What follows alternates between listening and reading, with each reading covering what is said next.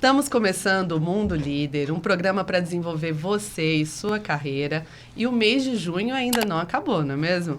E com ele, todas as delícias de junho das festas juninas. Na Tão Doce, nós temos um cardápio todo especial para você. Aqui hoje você consegue ver essa maçã do amor, um curau e eles ainda fizeram uma bala baiana especial de amendoim. Vê se pode, gente. Olha, e não precisa só ir lá presencialmente. Você pode também pedir no delivery da Tão Doce, tá? A Tão Doce atende de segunda a sexta-feira, de 11h30 às 10 pelo delivery e sábado de 11h30 às 6, tá? Eles têm a plataforma de delivery própria ou você pode pedir pelo iFood. Siga também as redes sociais da Tão Doce, @tãodocealfenas. E se você preferir ir presencialmente para ver também toda a decoração e ser recebido pelos atendentes mais carismáticos de Alfenas, vocês vão na rua João Pinheiro, 55. E no episódio de hoje é um episódio especial, porque nós vamos receber não apenas uma liderança, mas duas. Estamos aqui com um casal muito querido, tá? Ela é especialista em gestão de pessoas, com formação em coach executivo e coaching, especialista em análise existencial e logoterapia. Trabalhou na gestão e liderança hospitalar por 9 anos e transitou de carreira fundando a própria empresa de consultoria e mentoria em desenvolvimento humano organizacional. Há 11 anos atua como mentora e coach de líderes e executivos, além de oferecer treinamentos e palestras empresariais. Ele é administrador de formação, atua como executivo no agronegócio, tendo mais de 13 anos de experiência nesse setor. Especialista nas cadeias de commodities agrícolas, nutrição animal e corretivos de solo.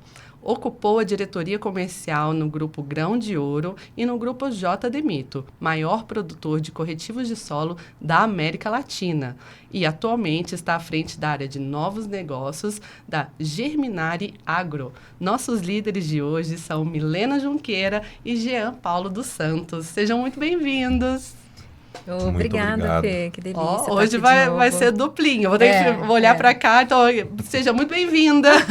Obrigada. Obrigada por esse espaço, pela apresentação tão generosa e por essa oportunidade, né, de conversar sobre liderança, sobre gestão, trazer conteúdo relevante, né, a gente poder trazer um pouco da nossa experiência, mas também trocar, né, com esse aprendizado entre nós três aqui, você que é uma pessoa tão experiente nessa área também. Então, vai ser muito, muito um prazer pra gente. Você é sempre muito gentil. Obrigada, Mi. E bem-vindo, Jean, também, então. Obrigado pelo convite mais uma vez. É um prazer estar aqui com vocês. E acredito, Fernanda, aqui todos profissionais experientes, com longas carreiras e que a gente possa aí, nesses próximos minutos, poder aí construir um bom bate-papo e, de alguma maneira, agregar aí para quem está nos assistindo. Perfeito, Jean. Obrigada. E, assim, a gente fala muito também para o nosso público que o nosso intuito é desmistificar, né, algumas coisas, trazer acesso, então ter uma linguagem fácil, porque, às vezes, a gente vai... dependendo do nível que você vai conversando, as pessoas acham que aquilo é inacessível, né? E não é, né? Às vezes pode ter um termo ou outro, mas que a gente quebra ali, explica. Eu lembro que teve a minha transição quando eu fui para São Paulo a primeira vez, uma das coisas mais chocantes eram os termos.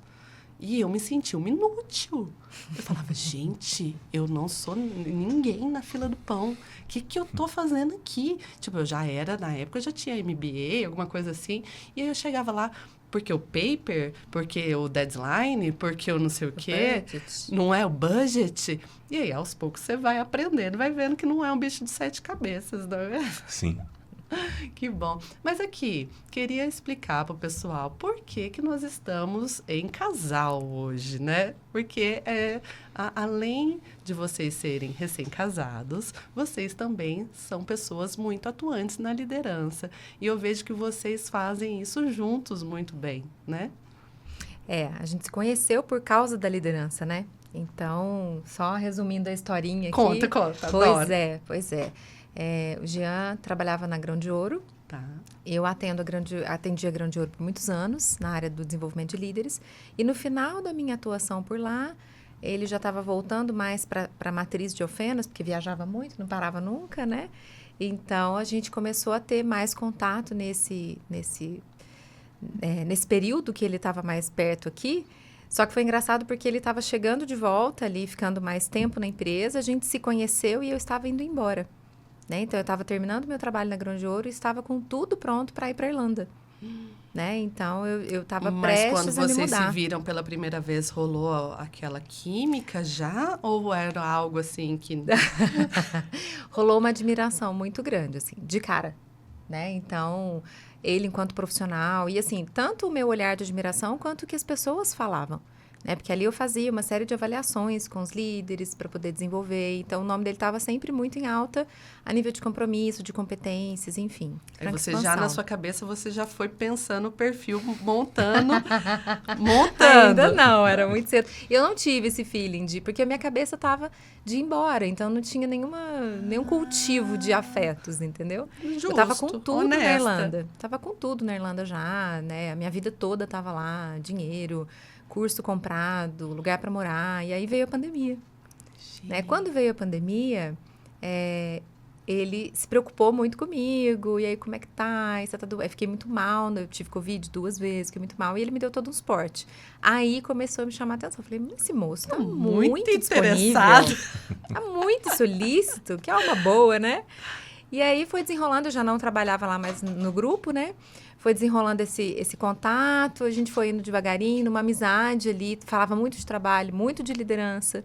Conectou. Um dia a gente saiu para passear de moto, num fim de semana ele me convidou para viajar de moto. Mas e aí que rolou primeiro convite inusitado. Muito, nível hard. Marketing de diferenciação. Um convite para passear de moto, assim, você aceitar de cara. Você estava muito confiante? Não era muito de cara. Eu já tinha sacado que era uma pessoa muito confiável e muito do bem. Eu estava muito segura. Gosto de moto também e tudo. E ele usou, porque a gente trocava muita ideia de desenvolvimento mesmo.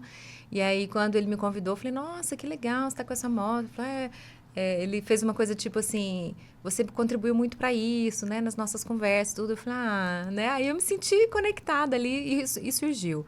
Mas nossos assuntos, desde antes da gente ficar junto e até hoje, liderança, gestão, mercado, comportamento humano. Então, assim, a gente não tem paz, nenhum dá paz para o outro, né? De vez em quando a gente consegue trocar uns memes e falar umas besteiras, mas é raro. Então, as nossas conversas são regadas aí a conteúdo. Entendo. Uma eu delícia. tenho um desse em casa, Exato. eu entendo, eu sei como Você é. e o Du, assim, né? Gente, é uma delícia. E Jean, porque conhecer uma figura como Milena não é todo dia que aparece, não é mesmo? Então, na hora que você viu, você já viu ali que era uma pérola. Eu acredito muito que as relações duradouras, elas nascem muito de um viés de admiração, Fernanda. E eu acredito que essa foi a tônica desde o início. Muito antes da gente se atrair um pelo outro como homem e mulher, a gente se admirava muito enquanto pessoas e profissionais. Ela comentou um pouco do que ela ouvia falar sobre mim. Eu também já tinha tido ali excelentes referências do trabalho dela e inclusive a procurei num primeiro momento pensando em contratá-la como profissional. Acabou que naquele momento, por uma série de fatores, não foi possível. Então já existia ali uma grande admiração. E a partir do momento que nós estávamos ali, livres e desimpedidos, e que surgiu essa possibilidade, e eu vi nela sempre uma pessoa, uma mulher que eu admirava muito, e depois aí que, livres e desimpedidos, eu comecei a observar que tinha muito mais do que admiração. Tinha muita beleza ali aos olhos, e aí eu fiz esse convite inusitado e deu muito certo. Que lindo. Ela achou num primeiro momento que era um passeio de amigos. Engano dela. Ai, gente, mas essas tudo pessoas bem. inocentes. Mas tudo bem, não tem problema. O importante, a hora que eu dei partida, que ela já estava em cima da moto, eu falei, pronto, agora deixa comigo. Como diz, perdeu. Perdeu. Nunca mais nos Ganhou. desgrudamos, né? Não é mesmo? Que linda essa história. E vocês estão casados há quanto tempo? gente está junto há 3 anos, É. a gente foi morar juntos e tudo, mas nós nos casamos em No janeiro. final de janeiro. No final de janeiro agora, desse ano. Gente, que especial. Parabéns, Obrigada. viu? Obrigado. Que é muito bonito, dá pra ver o brilho no olhar de vocês. Que bom. Enquanto um fala, sabe? Tão legal quando a gente pode ter essa admiração, né? Sim. É um presente. É um presente, gente. E, ao mesmo tempo, como vocês se conheceram no ambiente de trabalho, eu imagino que, talvez, no início, desafiador, porque a gente sabe que o relacionamento, quando se inicia num local de trabalho, como que vocês veem isso?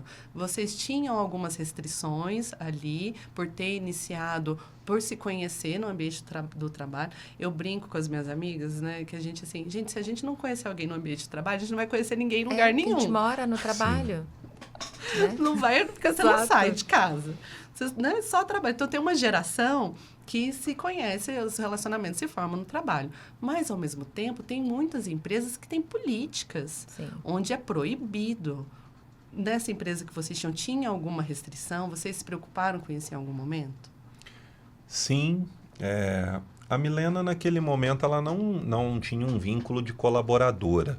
Ela era uma prestadora de serviços. E vou até deixá-la complementar, mas acredito que o que nós procuramos ser desde o início foi transparentes.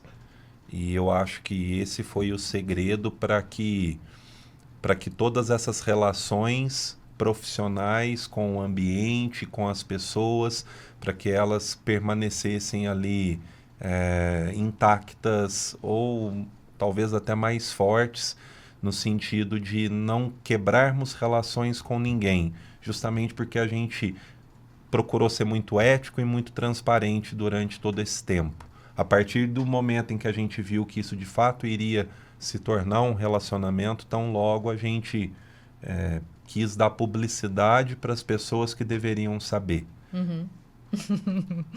E eu saí de sala em sala naquela diretoria, conversando com as pessoas sobre isso. Então, assim, quando eu decidi que a gente ficou juntos e deu muito certo e tudo, a gente tomou essa decisão. Eu fui, e essa empresa é muito diferente, né? Porque é uma empresa muito estruturada, tem processos muito definidos, uma gestão de pessoas muito interessante, muito sólida, políticas, mas eles têm uma consciência muito profunda. Eles são muito humanos, né? Então, nessa ocasião, eu não sei se eu fosse colaboradora ou gestora, seria talvez diferente. Mas no meu papel ali de atender, tinha 2 questões. Eu sabia que eu sairia do projeto, isso é importante dizer, né? Fiz uma escolha, eu falei assim, se esse relacionamento não der certo, eu te mato, porque eu larguei o projeto mais legal que eu tinha, né? Então, assim, foi uma decisão muito madura, muito tranquila, porque eu vi que ia dar muito certo, mas assim, no código de ética do coaching, de mentores, como você é um profissional de apoio ao desenvolvimento, você acaba sabendo informações muito sigilosas, delicadas, né? Exige uma ética muito grande. E eu confio na minha ética, mas as pessoas não são obrigadas a confiar de olhos fechados em mim. Eu tenho essa consciência. Então, naquele momento, eu avisei a todos e eu sabia que dali em diante eu já não assumiria outros processos. Né? Isso ficou... Mas eles foram muito tranquilos e ficaram felizes, né? Por 11 anos convivendo com o Jean, então ficaram muito felizes com essa notícia. Mas... em relação às empresas e a gestão de pessoas, eu acho que depende. Porque eu conheço empresas que têm profissionais familiares, pai e mãe, casais, irmãos, que trabalham ali e funciona muito bem. E conheço o contrário, que é um caos. Então, na minha visão técnica mesmo, o que diz se a coisa vai dar certo ou não é justamente a cultura e as regras abertas em relação a isso. Porque o difícil não é você contratar pessoas da mesma família, é quando você tem que desligar um e o outro não. Perfeito. Quem fica, fica como? E olha para a empresa com que olhos, né? Que visão que ela vai ter ali da empresa. E para tudo não se perder, né? Aquele que fica, às vezes você demite uma pessoa que não tem competência, o que fica que era para dar certo, toma aquela raiva, né? Toma mágoa e tudo, e não funciona. E gera um dilema muito grande. E fora que as convivências lá dentro, né? Então, a empresa que ela tem uma comunicação interna boa, bem coerente, tem regras bem definidas, eu não vejo problema, né? Eu vejo exemplos que funcionam muito bem. né? Ótimo. Você já passou por alguma situação com liderado, Jean? Olha, a gente acompanha. Eu sempre procurei me abster muito da rádio peão, sabe, Fernanda? Por mais ali que nos momentos de café a gente escutava muitas questões, né? Eu ouvia muitas questões, mas assim, eu sempre. Eu não gosto de me envolver muito nesse tipo de polêmica. Então acabava que eu acho que por fim as pessoas nem traziam muito para mim esse tipo de situação. Viver diretamente com equipe, não, mas ouvi algumas histórias pelas empresas que eu passei e aí, assim, eu acho que complementando o que a Milena comentou, também vai muito da maturidade das pessoas que estão envolvidas. E eu acho que quando você tem pessoas com um bom nível de maturidade, tudo fica mais fácil de se resolver. Sim. O contrário é o caos. Então, é um assunto complexo. Muito complexo. Caso a caso, né? Justamente você falou da cultura, né? Se você tem uma empresa muito jovem, com uma idade muito jovem, onde eles vão ali, não é nada sério, difícil controlar se você não coloca regras, políticas, né? Se não tem um RH atuante para fazer essa, né? Ou a própria liderança direta tem que se envolver naquilo, você é obrigado a se envolver, às vezes, em alguma coisa. Com essa característica sua deles perceberem que e eles nem levavam essas questões para você, qual é o seu perfil de líder, Jean? Você alterou seu perfil de liderança com o passar dos anos ou você entende que você tem um perfil de liderança desde quando você começou até os dias atuais? Fernando, eu acredito que a essência não mudou, mas muita coisa amadureceu. A essência, ela está muito ligada a um líder desenvolvedor de pessoas. Eu acredito muito que as pessoas constroem os resultados. E eu vejo em algumas empresas, né, vou falar dentro do setor aí que eu estou envolvido há 13 anos, no agronegócio, muitas grandes companhias aí a partir de processos de IPO e aí a empresa cresce exponencialmente num curto espaço de tempo e aí vem uma gestão muito, abre aspas, profissionalizada, que aí eu faço as minhas ressalvas para esse profissionalizada, com aquela cultura do fazer o mais com o menos, temos que atingir os resultados. E aí, ok, aquilo num primeiro ciclo de 1 ano, 2 anos, pode até funcionar, de você atingir os resultados que os acionistas esperam, mas a que custo? Aí eu tenho uma especialista aqui do lado e eu vou deixá-la falar sobre isso em algum momento, mas ao custo de profissionais adquirindo burnout e cada vez mais buscando outros caminhos, querendo sair daquela empresa, índices de turnover lá nas alturas. Então, eu sempre acreditei num modelo que, para se chegar ao resultado extraordinário, você tem que ter pessoas felizes no ambiente de trabalho. Então, eu vou pelo caminho contrário. Cuidar das pessoas, desenvolver as pessoas, apoiar as pessoas, e aí elas vão construir o resultado extraordinário. E talvez isso não vai acontecer num espaço tão curto como no modelo anterior que eu citei, mas vai ser uma coisa muito longeva, vai ser uma coisa permanente, sustentável, que não vai ser por 1 ano, 2 anos e depois a empresa entrar num ciclo de queda de resultados. Você tem condições de, nesse modelo, construir aí resultados, sabe, que vão perdurar pelos anos. E as pessoas vão criar identidade com a empresa. Você vai ter ali um baixo índice de turnover. Enfim, eu acredito que é um modelo muito próspero e é muito do que eu acredito enquanto líder e é muito do que eu trabalhei ao longo da minha vida. Se eu fosse te dizer o que mudou ao longo desses anos, nada melhor do que os cabelos brancos e a maturidade. De você muitas vezes, assim, olhar para coisas que você fazia anteriormente, e eu tenho um perfil muito da ação, do fazer, do agir, e hoje eu me vejo assim, talvez uma pessoa com menos poder de ação, mas com maior poder de planejamento, com maior poder de observação. Foi segurando aquele leão que fazia, né? Sim, para poder que pensar foi necessário melhor. por algum tempo. Aprendizado, né? Sim, ele foi necessário. Esse leão, ele abriu muito... Ele te alçou, né? Com certeza. E ele fez com que muito mato fosse aberto, novos mercados fossem explorados. Mas eu vejo que eu cheguei a um ponto da minha carreira que aquele Jean lá de trás não fala mais sobre mim. Eu trago essa característica, sim, ainda do expandir, do empreender, mas num olhar mais, vou chamar de um olhar mais sábio, de mais temperança, de mais cuidado, de mais sabedoria, no sentido assim de não agir de forma tão impulsiva como antigamente. Deixar para agir na hora que tem que se agir. Eu acho que essa capacidade de observação, ela permite justamente isso, que você guarde a energia para agir na hora certa, mas não ficar agindo a todo momento. Nossa. Eu acredito que essa foi a principal característica aí que mudou ao longo desses anos. Uma leitura muito clara, assim, isso esse autoconhecimento também faz a diferença, quer dizer, também não, é o que faz a diferença, né?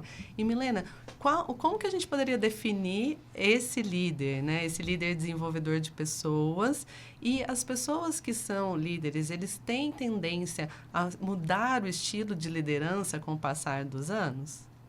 Boa, Fê. Como que a gente pode entender um líder ideal hoje, né? A gente adora falar do líder ideal, né? O mundo muda muito, o mercado muda muito, as demandas das empresas mudam o tempo todo, então essa liderança também muda, né? Mas tem algumas coisas que elas são inertes, né? Elas são fixas, né? Elas têm que estar ali em todo mundo que lidera, né? Que é estar disponível para a liderança, né? A disposição para a liderança, porque muita gente abraça essa função nova por dinheiro, por status, por um crachá, por um poder, para parar o carro na melhor vaga. Isso existe, né? Para ter uma mesa, para ter uma mesa reservada na empresa, né? Então, todas as motivações possíveis, exceto a disposição para liderar. Então, essa é a maior competência, né? Eu estive conversando com líderes que estão em formação numa empresa de pequeno porte, então eles não têm um nível intelectual, cultural e técnico necessário ainda, mas estão extremamente dispostos. Eles vão dar mais resultado do que, às vezes, os diretores que eu estou atendendo que não estão afim, que não têm paciência, né? Então, assim, essa velocidade de assertividade na liderança, ela tem que ter a disposição da pessoa. E a pessoa que muda ao longo do tempo, muito, né, que muda bastante ao longo do tempo, eu não vejo muito como uma adaptação e aprimoramento, eu vejo muito como uma falta de autoconhecimento. Porque, como o Jean falou, né, a gente comunga muito dessa opinião. A essência da pessoa, ela tem que acompanhar a pessoa ao longo do tempo, o resto é ajuste. Né? São novos olhares que você tem. Espera que seja para o bem, né? Alguns Exato. ajustam para o mal. Exato. Né? Então, essa mudança que a gente tem, por exemplo, a pessoa que eu sou hoje, em relação a líder que eu fui com 25 anos, né? Quando eu comecei com 22 anos, totalmente diferente, mas a essência está ali. O olhar para as pessoas, né? Essa questão do que a gente recebeu em casa, dos nossos valores pessoais, familiares. Então, tem que ter um cerne, tem que ter uma integridade. E esse entorno de adaptação vai acontecendo de acordo com o seu contexto, né? Como já trouxe, muito provavelmente, eu falo que sim, porque eu estou do lado dele, mas mesmo se eu não fosse a esposa dele, eu chutaria, né, que muito provavelmente as demandas que ele teve na vida dele foram transformando ele numa pessoa mais planejadora do que executora, né? Então, isso é normal e é bem-vindo, né? A gente também tem que mudar e tem que se aprimorar. Mas não é uma mudança, é uma adaptação, porque o cerne tem que estar ali. Excelente. Né? Comungo também. O Jean não falou na apresentação, mas ele foi professor aos quantos anos? 17. 17 anos. De quê? Matemática. Gente. Então, assim, esse desenvolver pessoas, trazer as pessoas com ele, essa didática e essa paciência, Já tava é. lá, Uhum, né? uhum. Porque E é o que ele usa já não é uma hoje coisa como... muito fácil de aprender. E ainda se não tiver Eu que essa... diga. Amiga, eu fui aqui, ó. Eu jogo Dedinho. 21, uma pausa dramática. Quando a gente joga 21 em casa, com meu enteado de 9 anos, eu conto embaixo da mesa no dedinho. Mas tudo bem. Pra não Mas aparecer. são os talentos variados da É, mesma complementares. forma. Olha, gente, a gente seria muito perfeita, não é mesmo? Sim, Nojo. com toda certeza. Seria Vocês muita trazem, perfeição. vocês trazem talentos que nós não trazemos. E eu acho que é esse complementar que faz a coisa ser bela. Sem dúvida. E o autoconhecimento de entender que não dá para ser perfeito em tudo, não é? Não. Sim. E assim, óbvio que você não vai deixar aquilo ali de lado só porque você não é bom naquilo. Então, eu não vou mais... A gente tem que aprender o suficiente para viver, para ter o conhecimento mínimo. E eu vejo muito pessoas estudando muito e batendo em cima de coisas que elas não são boas. Eu acho isso um erro tão grave. Porque, assim, por exemplo, eu não sou boa em matemática, certo? E aí, lá me falam que eu tenho que ser. E aí, eu coloco toda a minha energia pra... Gente, eu nunca vou ser maravilhosa. Então, eu vou me frustrar demais. Vou perder meu tempo e não vou ser a melhor pessoa naquilo. Então, assim, estude o suficiente para você passar com um 7.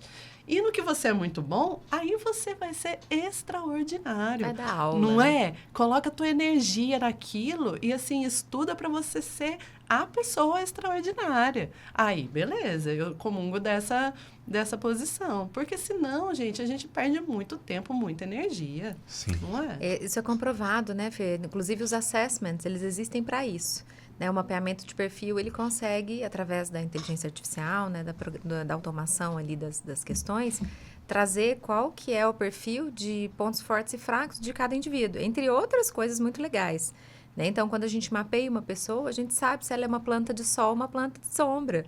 Né? Então, e eu falo isso, parece que eu estou diminuindo uma pessoa para uma planta. Não, é isso, a essência é essa. Né? Então, uma pessoa que é analítica, concentrada, que precisa desse foco, extremamente detalhista, ponderada, né, da parte da conformidade, não vai ser comercial. Né? E se ela se ela se forçar a ir para esse caminho, vão ter 2 problemas, o baixo desempenho e o adoecimento. Tem muito burnout por uma questão disfuncional dentro das empresas. Porque a pessoa está no lugar ser um errado. over, né? Para conseguir... Então, essa fala sua é muito comprovada, né? E a gente tem caminhos até de enxergar isso com mais facilidade. Vamos falar desses caminhos? Porque, assim, nossa, né, são ferramentas essenciais que o seu trabalho utiliza. Hoje, quais ferramentas você utiliza? Em que momento? Como funciona, Mi? Boa. Então, assim, hoje o meu trabalho principal é desenvolver líderes dentro das empresas, né? Os líderes que estão em atuação e aqueles que estão em formação. Né? Então, a gente tem 2 programas, assim, né? Que são configurados de maneira diferente, né? Tem demandas diferentes. Mas a ferramenta de assessment, por exemplo, que eu uso o Apogeu, no caso, que das que eu conheço do mercado é a que eu mais gosto, né? E o Jean já passou por essa ferramenta, usou para a equipe dele muitas vezes, né? E tive a oportunidade de explorar outras ferramentas e, sem sombra de dúvidas, né? falando aqui como cliente, foi a que fez mais Gestor, sentido. Né? Então, essa ferramenta, por exemplo, ela é uma ferramenta que acelera muito o processo de desenvolvimento, porque ela já traz muitas informações que no diálogo, nas ferramentas interpessoais, filosóficas e psicológicas, a gente não tem. Né? Porque ela é um sistema, né? Inteligência artificial. Né? Então, acelera muito a coisa. Então, essa é uma que entra para todos os meus processos, né? Individuais. E dentro do meu trabalho, ferramentas do coaching, né? Claro. Né? Então, uma metodologia que eu defendo muito. Recebo meme de coaching toda semana, coaching da depressão, e coaching desmotivacional, firme. uma página que as pessoas me mandam muito. E tô firme porque eu acredito e eu vejo resultado todo dia. É isso aí. Porém, e tem que usar esses memes pro bem, não é? Não, eu ponho nas palestras. Eu já me apresento com meme, entendeu? Porque já pra quebrar tudo. Eu gosto daquela... acho que você pôs até essa semana, Rosângela. A Gratiluz? Gratiluz. Ai, ela gente, é da psicologia. É muito bom aquilo Ela é muito lá. boa. Posição da yoga vegana. Posição de pedra. Não seja pedra no caminho de ninguém. Né? Eu amei. Então, assim, eu tenho muito essa veia também, e porque eu estou muito segura com esse lugar que eu ocupo. Porém, eu tenho o coaching como uma complementação da minha carreira na gestão de pessoas. Né? Então, por isso que eu tenho segurança no coaching, porque tem uma base ali de uma outra estrutura, de experiência. Então, dentro do meu trabalho, ferramentas de coaching como rodas de competências, rodas gráficas, né, que dão muita clareza, SWOT pessoal, né? Então, você falou de pessoas aproveitarem os seus talentos e não olharem para suas debilidades. Existe um trabalho do Instituto Gallup, você até me mandou o seu, né? Que você já fez. Esse livro é muito interessante, que é Descubra Seus Pontos Fortes. É do Instituto Gallup, é uma das maiores instituições de pesquisa na área do desenvolvimento humano. E eles trazem, de forma muito argumentada, muito comprovada, exatamente essa teoria, né? De que a gente administra os nossos pontos fracos para não causar nenhum dano e investe pesado nos pontos fortes para a gente se sobressair e para a gente protagonizar no mundo. Né? Porque o nosso protagonismo é a nossa digital. Ninguém tem igual. Ninguém tem os talentos complementados da forma como eu tenho, organizados da forma como eu tenho, né? Então, a gente tem que pôr isso no mundo. Isso é diferencial, né? Isso traz sucesso. Então, todas as ferramentas, elas vão sair do meu trabalho, elas vão sair do coaching e agora da logoterapia, né? Que é a minha última formação, estou encantada, porque vai trazer esse olhar da dimensão mais existencial do indivíduo, do sentido do trabalho, do sentido da profissão, do sentido para a vida, do vetor para fora, né, da questão do servir o outro, e isso traz muita maturidade, sobe muito a régua da maturidade do líder ali, que é a consciência principal que o líder tem que ter. Ele tem que ser mais maduro que os outros. É uma obrigação de crachá, de atribuição. Devia estar lá na descrição de cargo, né? Maturidade. É que é uma coisa, né, que é tão, assim, subentendida já, mas que a gente vê que não, né? Não. Aí no dia a dia, quando a gente vai pro dia a dia, pro mundão, aquela história do óbvio precisa ser dito, o óbvio precisa ser dito todos os dias, em todos os contextos, não é? Inclusive o conceito da maturidade, a responsabilidade, né? Não precisa ir muito longe. E não tem visto, né? A gente não tem visto muito essa maturidade, principalmente nos líderes que estão vindo tomar essa cadeira. Essas novas gerações, como a gente fala. Então, a logoterapia traz ferramentas muito interessantes para o desenvolvimento, colocando já em treinamento, palestra, live, colocando em todos os meus caminhos de trabalho, porque o Jean falou, né? De tudo que ele aprendeu nesse último período, a questão da temperança. A temperança é uma virtude, dentro das virtudes cardeais, né? Isso é da filosofia. A logoterapia também coloca. Então, olha o quanto que para ele foi importante. E não é uma competência, não é uma habilidade, é uma virtude, é maior. Então, isso está vindo com força. E sendo eu o homem da relação, naturalmente eu falo menos e escuto mais. E para minha sorte, ao longo aí desses últimos 12, 14 meses que ela está imersa nessa formação e em todo esse processo, eu acabo escutando muito e aprendendo muito. E esse período coincidiu com um período de altos e baixos profissionais na minha carreira e que, sem sombra de dúvidas, Deus não faz nada errado. Isso veio, assim, num momento que era muito importante. E eu brinco com ela que esses últimos 18 meses aí da minha vida, 1 ano e meio, eu amadureci mais do que os 5 anteriores. Então, se eu pudesse deixar aí uma provocação para quem está nos assistindo, é que de alguma maneira busque conhecer um pouco mais acerca do assunto. Eu acho que você pode deixar até a indicação ali do livro base, né? Que é muito... É uma linguagem fácil de se entender, um livro curtinho, mas com um conteúdo profundo. É best-seller há 20 anos. Qual é? Em Busca de Sentido. Em Busca de Sentido. É do Viktor Frankl, que foi o pai da logoterapia, né? Que criou a logoterapia, que é uma cadeira da psicologia, e ele relata nesse livro a experiência que ele teve como prisioneiro dos campos de concentração em Auschwitz. E dali ele criou, a partir da própria experiência, essa teoria, né? Essa ciência que é a logoterapia, essa ciência humana, né? Que é a logoterapia. E ele falava que ele estava criando naquele momento, mas que ela seria muito bem-vinda nos tempos atuais, né? Ele até faz essa projeção, porque é a linha que vem trazer responsabilidade, maturidade. Ele até fala, só para vocês entenderem a essência do cara, né? Maluco, genial. Ele fala que o mundo não poderia ter uma estátua da liberdade sem que tivesse ao lado a da responsabilidade.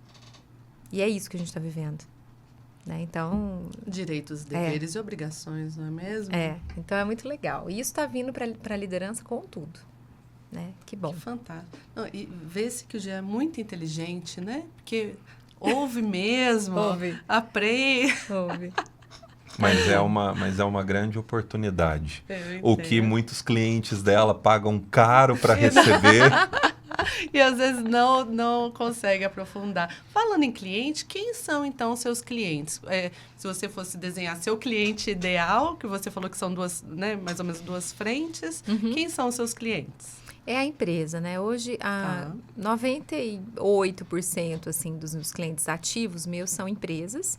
Eu tenho algum outro cliente de pessoa física, mas não é comum aparecer, porque o coach executivo é muito atrelado aos objetivos estratégicos da empresa. Okay. Então, ele tem essa triangulação, né? A empresa me contrata para desenvolver as cadeiras de liderança.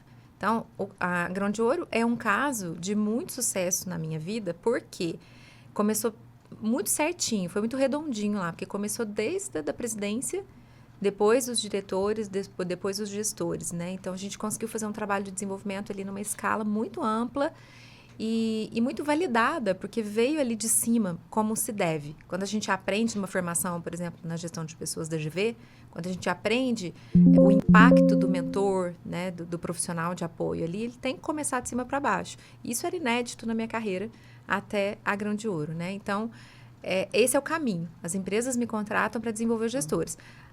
A maioria das empresas, eu não consigo ter muito acesso à presidência, né, por motivos que todo mundo já sabe, tempo, agenda, às vezes não entende muito qual que é essa temática, mas eles me contratam para desenvolver os gestores, para a cadeira de liderança, porque muita gente é convidado a ser líder, gestor ali, por uma competência técnica muito boa. Então, excelente contabilista, né, um excelente faturista, um excelente mecânico, um excelente engenheiro, um excelente comercial. Mas a liderança, principalmente uma cadeira alta, é outra coisa. Já falei no outro podcast aqui, que deveríamos ter graduação em liderança. Pessoas se graduarem em liderança. Depois ela se especializa no ramo que ela vai atuar. Né? Então, esse é um gap que a gente tem na área acadêmica, inclusive. Não, e esse então, tema da primeira cliente. liderança sempre aparece aqui. Sempre aparece. Da gente falar que a pessoa ela vai indo muito bem e aí, por ela ser muito boa naquilo que ela faz, geralmente ela é convidada a assumir. E ali é o primeiro grande tropeço da vida, né? Ou vai ou racha, né? Ou vai aos trancos e barrancos, ou então acaba ali. Isso é um erro. Então, esse outro público que eu falei, um público são os líderes que já estão na sua cadeira, precisa aprimorar a competência, tem gap. Os outros é essa empresa que entendeu o valor da sucessão. É a empresa que não morre, a empresa que não declina desempenho, porque ela investe na sucessão da liderança. Né? Então, se você tem um gestor comercial, quem que é o próximo? Já deixa preparado. Né? Quem que é o braço direito ali? Uma coisa que eu assisti o Jean fazer com maestria dentro da Grão de Ouro, mesmo quando eu não tinha muito contato com ele. Tanto que antes até dele sair, a empresa dele era autogerenciável. Rodava totalmente sozinha, era totalmente autônoma, né? Então, foi formando essas pessoas e quando ele resolveu sair e tomar novos rumos e tudo mais, a pessoa estava pronta, estava sentada de ladinho na cadeira já, né?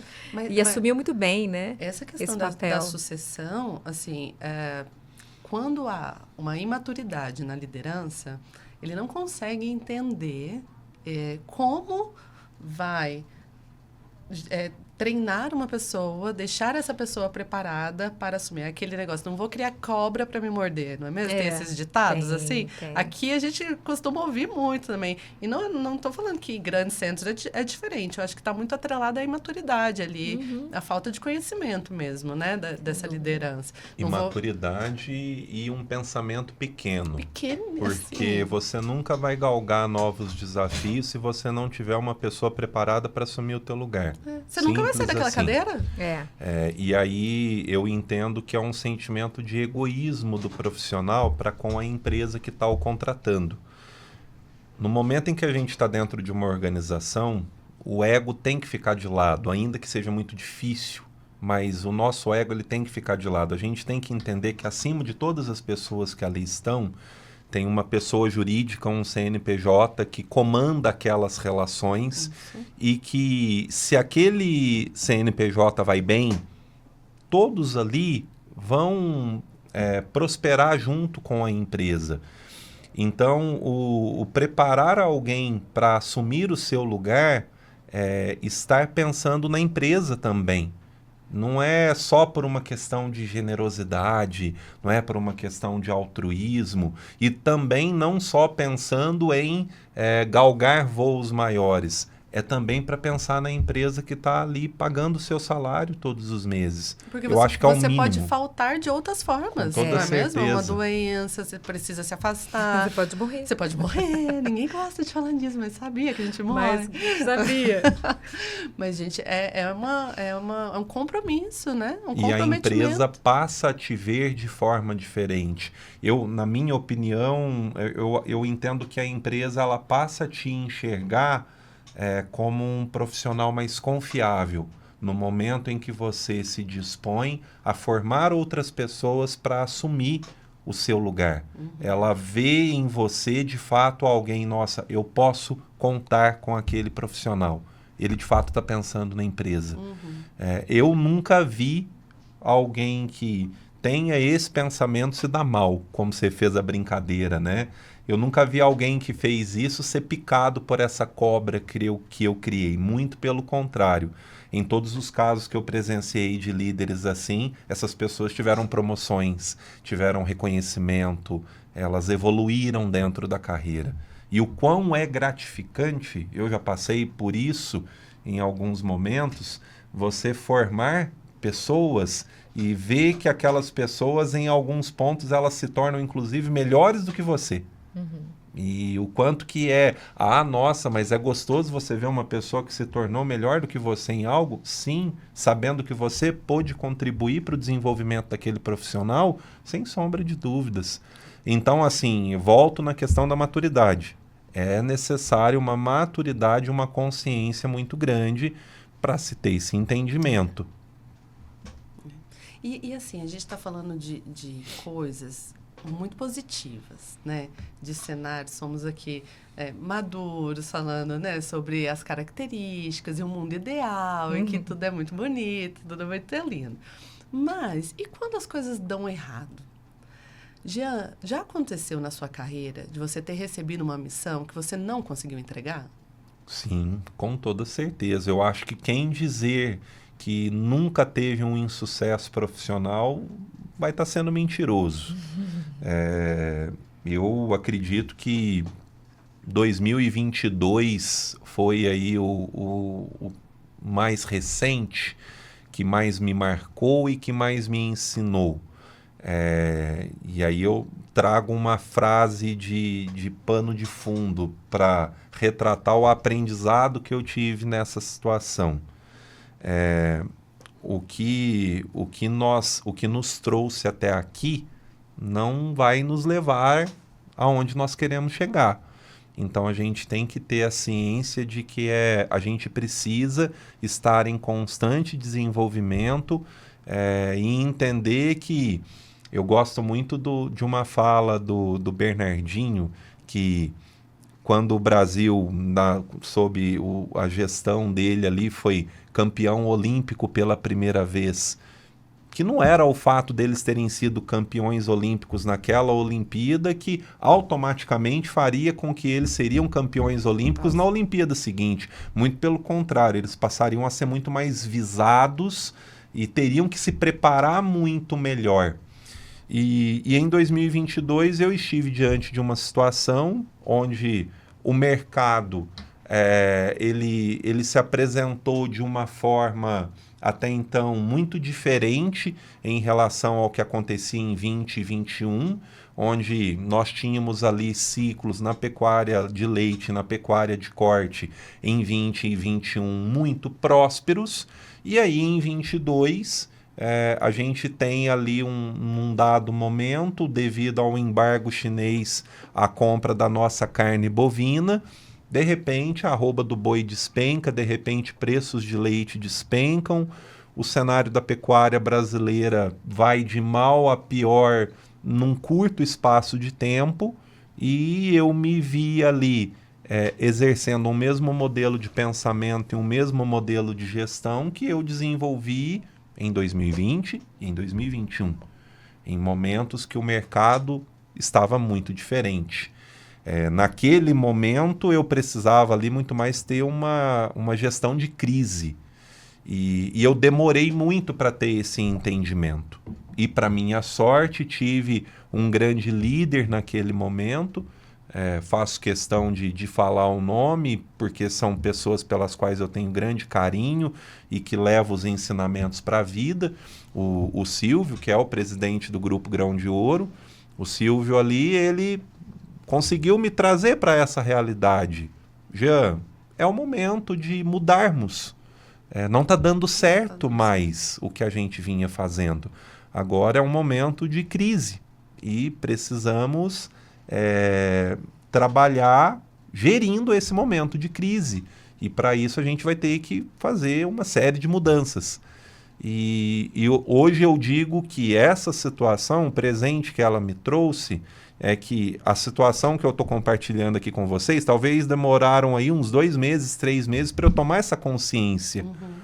Hoje, eu acredito que talvez aí em um dia, uma semana... Você já ia pegar. Sim, justamente por ter passado por uma situação como essa e entender o quanto que o que a gente faz hoje, né, o que mais uma vez, o que nós fizemos, que nos trouxe até aqui, não necessariamente é o que vai nos levar para os objetivos que a gente tem lá na frente. Perfeito. Esse foi assim um dos que me marcou e que eu gostaria de compartilhar, porque eu acho que de alguma maneira pode agregar para quem está nos assistindo, de olhar para os insucessos como grandes oportunidades de aprendizado. Mas esse foi um dos, né? Com certeza foram muitos outros aí. Ninguém consegue ter uma carreira linear de sucesso em sucesso, não é? É igual a gente ia ver um álbum de fotos de momentos alegres e ninguém consegue completar esses espaços vazios que com certeza são de momentos infelizes, de tristezas, porque ninguém vai colocar essa foto lá. Exato. Não é? Mas é eles que nos levam de uma foto até a outra, Sim. né? Dentro do seu ramo, da sua área, o que seria para você esse momento? O que foi para você esse momento? De insucesso? É. Eu tenho 2 marcantes também, porque eu falo que o insucesso que presta pra gente aprender com ele, ele marca. Ele marca, você consegue falar dele o resto da sua vida com detalhes. Tatuado. Você sente o cheiro do dia da sala de reunião onde você fez uma bobagem, né? Eu tenho 2 insucessos muito marcantes. Eu tenho 2 carreiras, né? Assim, eu falo que é uma milena só, mas eu divido temporalmente assim, né? Então, eu tenho 9 anos de gestão e liderança hospitalar. E depois, quando eu empreendi, em 2013, quando eu empreendi, abri a minha empresa de consultoria e de desenvolvimento de pessoas. Então, nesse primeiro tempo aqui de gestão e liderança, o meu grande insucesso foi justamente o que me trouxe para a segunda carreira. Porque eu até tenho um curso gravado e tudo que exige de nós, a escola de gravação exige de nós contar a nossa história, né? Foi a primeira vez que eu fiz isso de uma forma organizada, estruturada, foi muito rico. E eu percebi isso, que o insucesso que eu tive como gestora hospitalar me trouxe para a mentoria, porque o que eu sofri lá atrás, eu formei com 21 anos e fui para o mercado. né? E fui assumir. Eu era muito corajosa, sempre fui muito corajosa. Hoje eu tô um pouco mais sem energia por conta da idade, eu acho, meio preguiçosa um pouco. Mas corajosa eu sempre fui. E eu fui muito nova, fui para São José dos Campos, saí daqui, não via a hora de sair da casa, né? Da aba dos pais ali, morava com a minha mãe. E fui para São José e invadi o hospital para conseguir uma vaga. Né, era um hospital inacessível, um hospital muito grande, o Hospital Municipal, que é gerido pela ESPDM, que é a Escola Paulista de Medicina, né, a Unifesp. Então, era a menina dos olhos, assim, de quem formava na área de saúde, e eu não conseguia nunca ter acesso. Deixava 1000 currículos na recepção e não tinha acesso. E entrei um dia, vi o portãozinho dos funcionários aberto, peguei a brecha, igual cachorro mesmo. Entrei e fui. E aí encontrei a sala da coordenadora, né? Entrei e falei, olha, eu tô um pouco perdida. Você podia me dizer aqui como que eu faço para sair e tal? Ela, mas o que você precisa? Eu falei, não, eu vim trazer um currículo. Ela, não tô fazendo nada. Isso é Deus, cara, isso é Deus. Olha a mulher culpadíssima falar assim, eu não tô fazendo nada, senta aqui, vamos conversar. Falei. Fez uma entrevista e eu, na semana seguinte, estava empregada. Gente. Mas você imagina uma menina com excesso de coragem, falta de maturidade, faz essa conta, dá muito errado. E num hospital desse tamanho. Então, o meu início ali, e a enfermeira, quando ela se forma, ela entra como líder. Né? A graduação de enfermagem já te coloca assumindo uma liderança sobre os técnicos, né? E auxiliares. Normalmente equipes grandes, de pessoas muito mais experientes e muito mais velhas do que você. Então, esse é o cenário de guerra para o líder. Quando eu cheguei nessa fase, nesse primeiro período, eu errei. Né? Eu errei muito porque eu levei a teoria, mas quem tinha prática eram eles, e eu não soube compreender essa... Nossa, eu tô vendo, tô visualizando o cenário aqui. Caótico. Vergonhoso. Porque até eu entender, né, esse gap de, opa, peraí, é de outro jeito, eu errei como líder. E eu errei em coisas que hoje são muito profundas e importantes para mim. Então, essa dor como líder, e eu tive também uma líder muito boa que me deu um grande conselho. Vamos recomeçar. Então, ela acreditou muito em mim, ela gostava muito de mim, mas foi tão ruim esse primeiro período, que eu acho que foi ali de quase um ano, que ela falou, vamos recomeçar, né? Então, vamos restartar isso. Então, a partir dali, eu comecei a aprender que a base da liderança é a autoliderança. E essa é a temática do meu trabalho até hoje. Né? Então, o meu grande insucesso foi que eu não liderava nem eu, que dirá os outros. Então, assim, eu não tinha uma inteligência emocional equilibrada, eu não tinha um padrão de comunicação assertivo, não violento, sempre fui meio brava, né? E hoje eu tenho filtro para isso. Não, hoje é muito Fecha difícil aqui. dizer. Eu não sou brava, né? Então, assim, eu sou, mas hoje eu tenho muito filtro, né? Para atribuir ao meu comportamento e não ser uma pessoa agressiva ou violenta. Hoje eu consigo ser mais assertiva. Mas lá, com 20 anos... Né? Então, esse primeiro ciclo foi um grande insucesso. Eu quase perdi o meu emprego. E que, ainda bem que eu não perdi, porque foram 9 anos. Foi minha grande ascensão como líder. Né? E no segundo momento, quando eu abri a minha consultoria, o consultor, ele é um profissional de apoio, de suporte. Só que, para a tua consultoria funcionar, os teus contratantes, eles têm que seguir o que você fala. Tem que ir, né? Eles têm que seguir, né, aquilo que você estuda para trazer e tudo mais. E isso não acontece assim. Né? Tem muitas coisas que eles nem cumprem. E aquilo que cumpre demora um tempão, né? Então, tem um gap de conhecimento ali e tal, de cultura da empresa.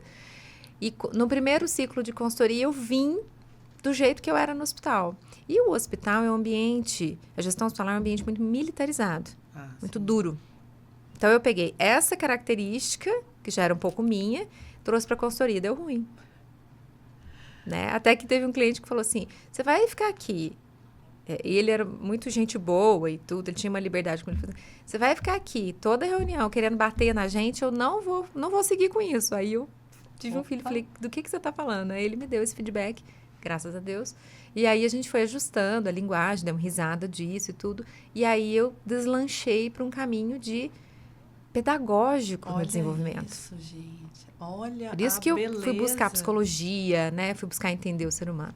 Então, esses 2 insucessos foram de imaturidade, né? E esse outro de engano, de não conhecer a própria essência da função, de consultor. Por isso que eu falo, quem quer ser consultor, quem quer ser mentor, tira o seu ego da frente, tira a pressa da frente, né? Ameniza os teus comportamentos, porque é um trabalho pedagógico, né? Totalmente didático, pedagógico. Nossa, demais. Não, e é assim que pra funciona. Gente que tem essa ânsia do resultado. Você quase quer pegar a mãozinha da pessoa e preencher. Não, você não preenche. Vem cá, vamos preencher com a titia, né?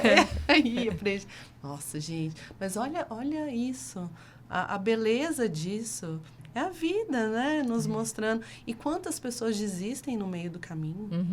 Desistem no primeiro insucesso, ou não têm a oportunidade de poder continuar, né? E não lutam por isso, porque eu acho, mesmo que você não tenha oportunidade, lute por outra, né? Busque outra, não se abale por isso.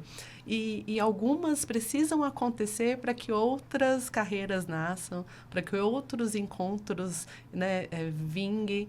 Eu falo muito, brinco com meu marido, que a gente não se conheceria se eu tivesse tido um sucesso, que foi, eu participei daquele programa MasterChef. É verdade.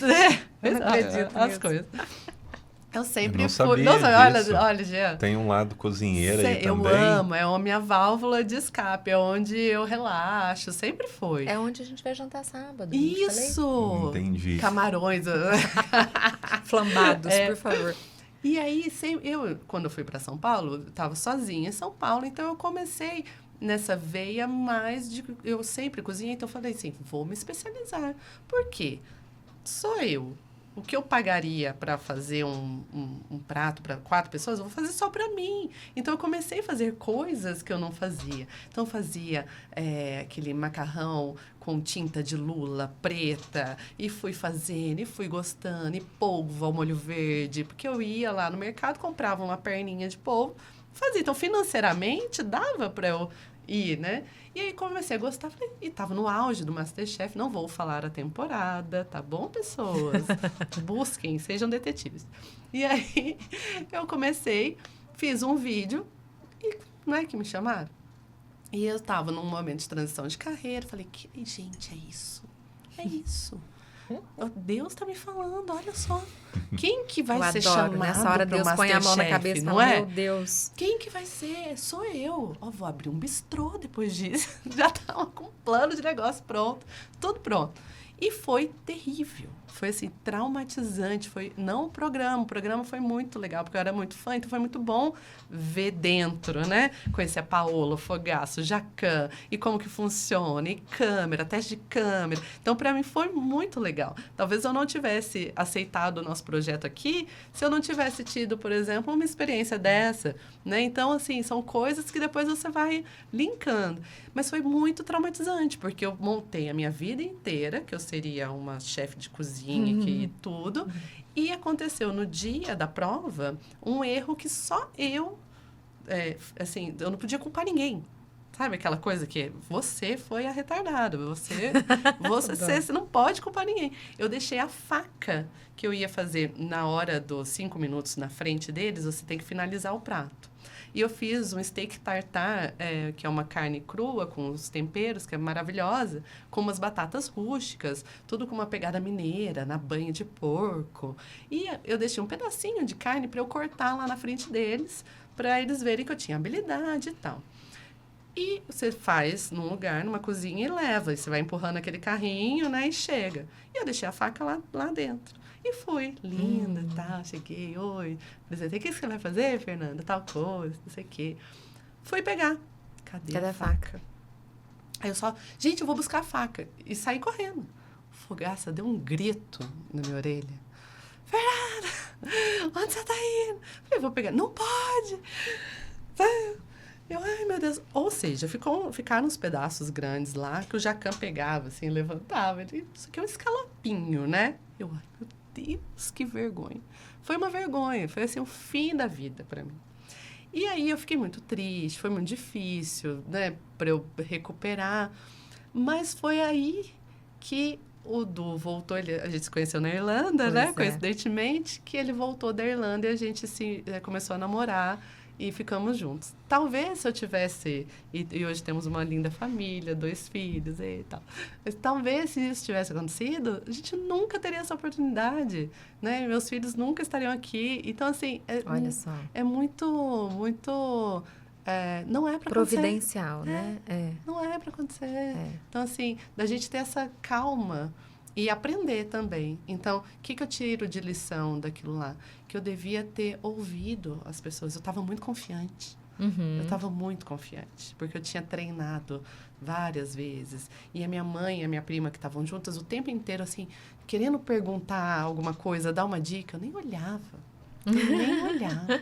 Sabe? Era tipo assim, deixa comigo. Que eu faço. Então, é muito bom cair do cavalo, às vezes. E a maioria de nós, quando cai do cavalo, é porque a gente está com um excesso de autoconfiança mesmo, porque te tira presença, né? Te tira da presença do pé no chão ali, né? Então, isso é muito comum, muito comum. Essa soberba, né? É uma rasteira divina, porque se a gente segue nesse caminho, o tom pode ser muito maior. E como trabalhar isso, Milena, no profissional que tem essa característica dessa soberba e dessa autoconfiança no ambiente de trabalho? Exatamente. Não é raro, tá? Porque a gente vai olhar cadeiras muito altas, pessoas que adquiriram muito essa autoconfiança, até pela validação dos seus resultados ali, né? Então, muito aprendizado vem da vida pessoal, porque a empresa, ela, apesar de ter insucessos de resultado, a empresa acaba validando muito esse ego das pessoas por conta de figuras de poder ali, né? De ter essa exacerbação do poder, os colaboradores, às vezes, alguns muito bajuladores, né? Então, a gente sempre comenta, né? O Jean que trouxe essa consciência para mim de que bom, a pessoa quando tem uma cadeira muito alta, quando tem muito poder, ela tem que ter alguém muito sincera do lado dela, né? E vai ser a melhor pessoa para a vida dela, aquela que aponta o dedo, aquela que implica, que critica de alguma maneira, porque vão ser poucas, se tiver alguma, né? Então, eu recebo, sim, eu queria até um balãozinho, porque eu tô com um cliente assim agora, né? E muitas vezes trabalhar isso é ter um profissional que vá falar a verdade. Eu falo que eu sou muito sincera, mas depois que eu consigo construir uma relação muito boa, né? Então, todo aprendizado vem de uma boa relação, todo. Pensa no seu professor, na sua matéria preferida era porque você gostava do professor, né? Então, o curso que você gosta é porque você se encantou com a didática daquela pessoa e que ela é carismática. Então, tudo é relação. Então, primeiro eu estabeleço uma relação muito boa e depois eu consigo trazer isso para a mesa de uma maneira muito transparente. Então, quando o meu cliente está muito autocentrado, muito autorreferente, né, trazendo muito para o eu, os meus resultados, né, a coisa não aconteceu como eu queria, isso é inadmissível, né? Então, a minha função eticamente ali é trazer clareza, seja ela qual for. E Mesmo essa que clareza doa. muitas vezes dói, né? Então, a minha função é o espelho, né? O processo de mentoria, olha, vamos olhar junto? Mas isso tem que ter muita relação. Isso tem que ser de uma forma amorosa, né? E, às vezes, eu tenho algum cliente que tem uma resistência e fecha a cara e tudo. Eu falo, olha, essa é a minha função. É o meu trabalho. E você vai validar se o que eu estou falando faz sentido. Porque é só a minha percepção. Técnica, embasada, mas é só a minha. Então, isso faz sentido? A pessoa desmorona. Faz. Porque, no fundo, a gente sabe onde a gente está sendo egoísta. A gente sabe onde a gente está sendo egocêntrico, soberbo, né? E arrogante. o ser humano tem uma tendência à resistência, né? A tendência do ser humano é resistência. Quase que isso. Mas eu tenho muita facilidade de colocar essas situações, né? Passamos por isso às vezes em casa. Ele é essa pessoa para mim, eu sou essa pessoa para ele. E tem uma técnica que eu quero deixar para as pessoas, onde que eu olho aqui, tô brincando. É uma dica fundamental, né? Diga. Eu aprendi isso com a linha da psicologia, que é a confissão humilhante. Né? A gente aprender a confessar humilhantemente os nossos erros, né? A olhar e falar... Isso, se possível, diariamente, né? A pessoa que me ensinou, ela fala de você chegar no final do dia e falar o que eu errei, o que eu acertei e o que eu errei. Né? Onde que eu fui legal e onde que eu fui péssima, né? Então, de que isso é o verdadeiro autoconhecimento. Isso é o verdadeiro caminho de autoaprimoramento. Que é se forjar. Tem até aquela estátua famosa, que eu esqueci o nome, daquele homem de mármore que se forja, né? No martelinho, assim. É isso. Não tem como fazer isso sem você fazer essa confissão humilhante de... Nossa, Mas hoje me eu dá um fui invejosa. exemplo. Me dá um exemplo. Ah, O que é por uma- exemplo, às vezes vamos falar uma coisa de mulher? Ah, Mulher, né? Eu, mulher, viu, gente? Vou fazer uma confissão humilhante nesse momento, né? Então, às vezes, eu vou em algum lugar, tudo, e uma outra mulher me incomoda. Que isso é uma praga na nossa classe, né? Essa falta de sororidade que às vezes tem. Às vezes, uma mulher que falou uma coisa que eu não gostei, ou às vezes até me ofendeu e tudo mais. E aí eu saio e falo, nossa, como aquela pessoa é desnecessária. ué, mas e claro, tudo, ela mas te você viu. ofendeu, agora você Não, agora mas eu vou às te vezes ela não defender. ofendeu pra mim. Ela fez algo que me ofendeu. Ah, ok. Ela tá vivendo a vida dela, nem olhando pra você. Nem sabe que eu Ah, existo. tá bom. E aquilo bateu em mim de algum jeito. E aí, ao invés de eu olhar e falar assim, nossa, por que isso bateu em mim de algum jeito? Isso é maturidade. A pessoa madura, por que isso doeu em mim? Por que tal, não sei o quê? Não. Aí eu, nossa, como ela é estranha, né? Ouvi falar que ela não é tudo isso aí, não. E eu não acho, não me convenceu, como se tivesse que me convencer. Então, isso é inveja. A minha capacidade de chegar à noite e olhar para isso e falar, poxa, eu caluniei. Né? Eu falei para uma outra pessoa mal daquela que não tem nada a ver com a história, porque eu estava sentindo inveja. E isso é terapêutico. Mas que difícil. Mas olha o tanto que é terapêutico, porque quando você vai entender o que é inveja é quando você olha no outro algo que você não consegue fazer. Sim. Então, ao mesmo tempo que é difícil, é muito propulsor. Né? É muito edificante no sentido de falar assim, nossa, entendi, eu tenho que fazer. E a consciência que isso te traz de não cometer esse erro novamente. E não vai cometer porque vai curar, de certa forma, alguma situação. Então, dentro do ambiente empresarial, existe muito isso, porque existe muita competitividade.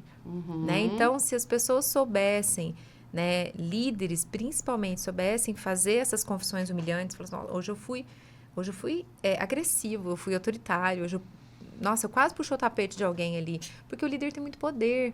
Ele pode fazer muita coisa errada, se ele quiser. Né? E ele é muito protegido, de certa forma. Ele tem muitos acessos. Então, essa autoobservação, nesse caminho de fazer uma confissão humilhante, de falar, Milena, não chora, né? Engole o choro, porque você que começou, você que foi agressiva, você que deu um feedback ruim, você que foi desnecessário, você que não foi carismática. Trazer essa autorresponsabilidade do que te acontece. Nossa, que ferramenta interessante, né?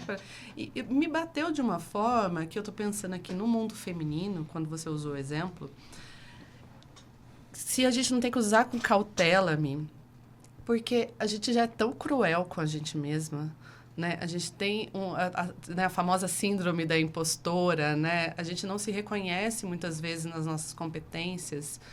E talvez se eu for encontrar algo, dar foco no meu erro, nossa, eu acho que eu vou me chicotear muito, né? Então, assim, olhar para o bom também, né? De uma maneira mais genuína e com amor também, com carinho. Porque às vezes a gente vai olhar para o ruim, que a gente já olha, né? Com todas essas características. E se for fazer isso sem muito preparo, talvez a pessoa vai se espancar e no outro dia não consegue nem levantar, né? E aí, porque a gente não tem... As coisas boas são sempre muito, muito pequenas, né? A gente olha, a gente fala assim, não, mas isso aí era mais que a minha obrigação. Não, então se você for fazer isso, você vai ter que também se dar o bônus da sua atitude positiva. Essa narrativa da noite que ela me sugeriu fazer, na época eu aprendi e sempre que eu lembro eu faço... Principalmente quando eu estou muito autoconfiante, eu vou lá e volto, faço um pouquinho. Mas é essa que... Nesse dia de hoje, quando eu fui boa, quando eu fui ruim. O que eu fiz de certo, o que eu fiz de errado. Onde que eu arrasei e onde que eu vacilei. Então, tem que olhar esses dois lados, sim. Você tem toda a razão. Mas é ter esse tempero da honestidade. Porque se a gente não for honesto com a gente mesmo, a gente não evolui, Fê. Não evolui. É verdade. Porque ora a gente está numa autodepreciação muito grande, como você está dizendo, ora a gente está num auto-engano. Ou no vitimismo, né? De tipo, não, mas eu mereço, mas numa superestima, né? Então, tem tantas oscilações que o único caminho que vai funcionar para a evolução é a honestidade. Eu ser honesta comigo. Te volta pro zero, né? Todo dia te volta pro zero. Eu ser honesta comigo. Que bacana. Né? Então, eu acho fantástico. E não pensem, assim, que é uma questão muito psicológica, filosófica, de desenvolvimento pessoal. Isso vai para dentro das empresas com tudo. né? Porque hoje a gente tem aqui o exemplo de um líder que tem humildade de desenvolver e tudo mais, mas se a gente pega um líder egóico, egocêntrico e tudo, o mal que ele faz para a instituição inteira, né? Não tem como nem calcular isso, né? Ele é ruim para ele é ruim para a equipe, ele trava os processos, ele impede os resultados, né? Ele atrasa a empresa. Não, e assim, a quantidade desse tipo de liderança que continua, que perpetua pela entrega, né? Então, assim, aquela pessoa... Não, mas ele cumpre a meta. Mas ele bate a meta. Tá, mas a que preço, a que custo? Todo mundo tá doente, né? Ele bate a meta e ninguém mexe com aquela pessoa.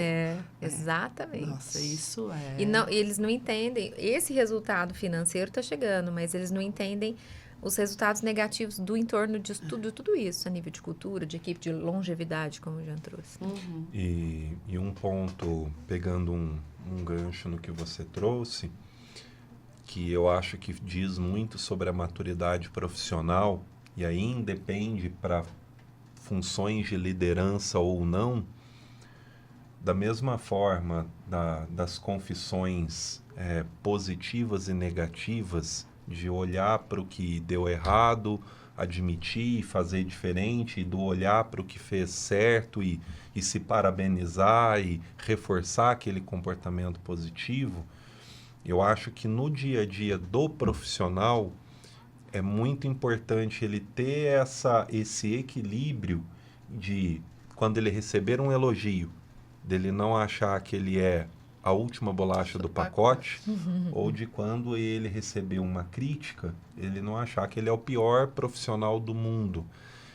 Eu acho que esse equilíbrio, essa maturidade é muito sobre ter consciência de si, saber quem eu sou, e de não se permitir se elevar a um nível muito alto por conta de um elogio, e aí o tombo vai ser feio, ou também de se permitir ir para o fundo do poço por conta de um erro ou de uma crítica que recebeu. O outro não pode ter tanto esse poder, Exato, né, Jean? Exato. Perfeito, muito bom. Sabe que eu gostaria de convidá-los para a gente tomar um cafezinho? Que aí a gente toma um cafezinho, porque sempre no ambiente corporativo a gente tem a pausa necessária para o café.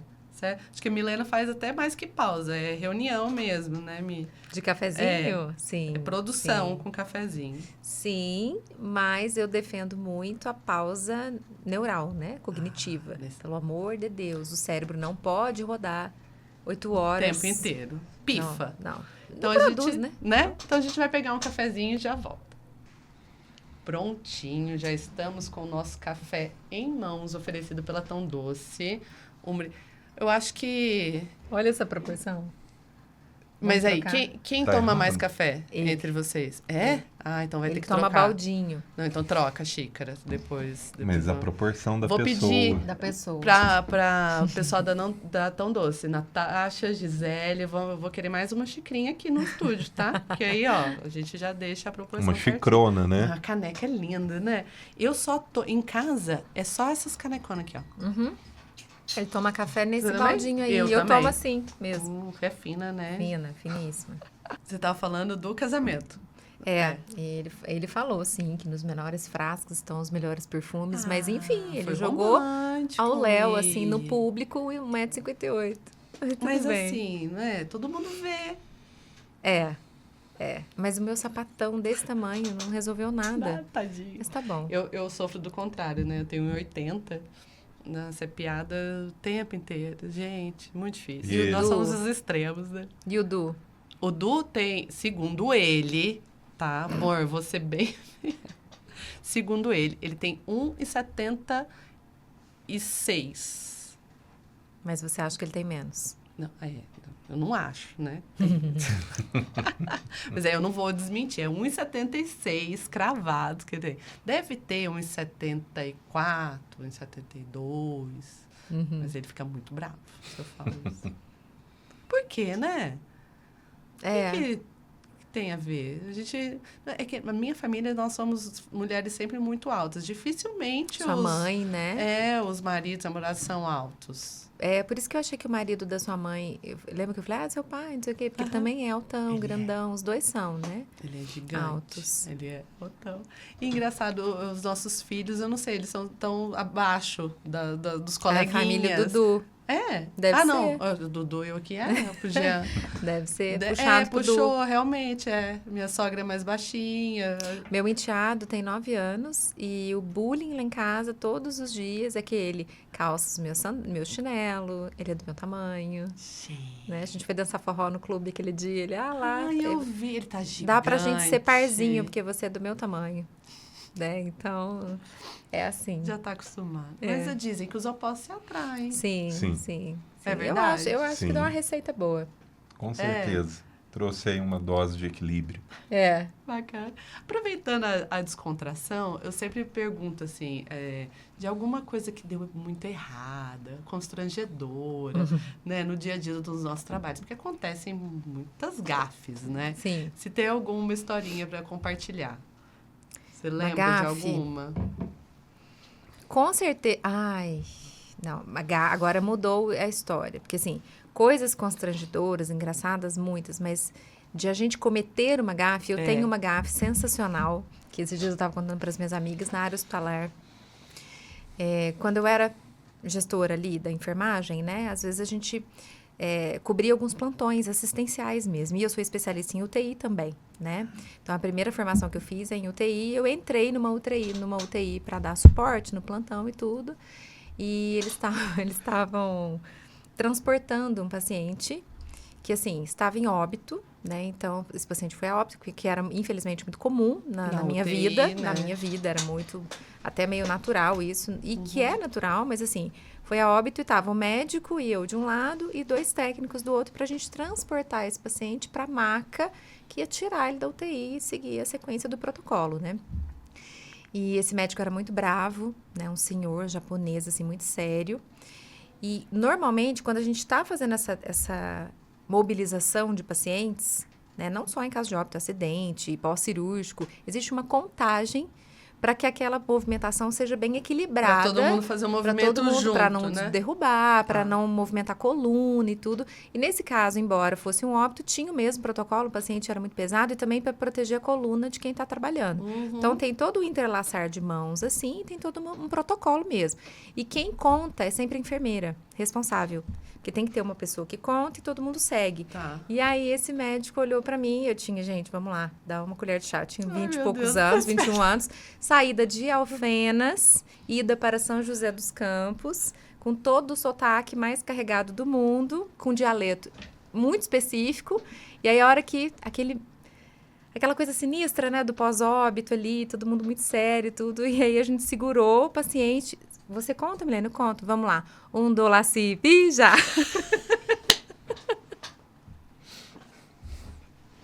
Entende?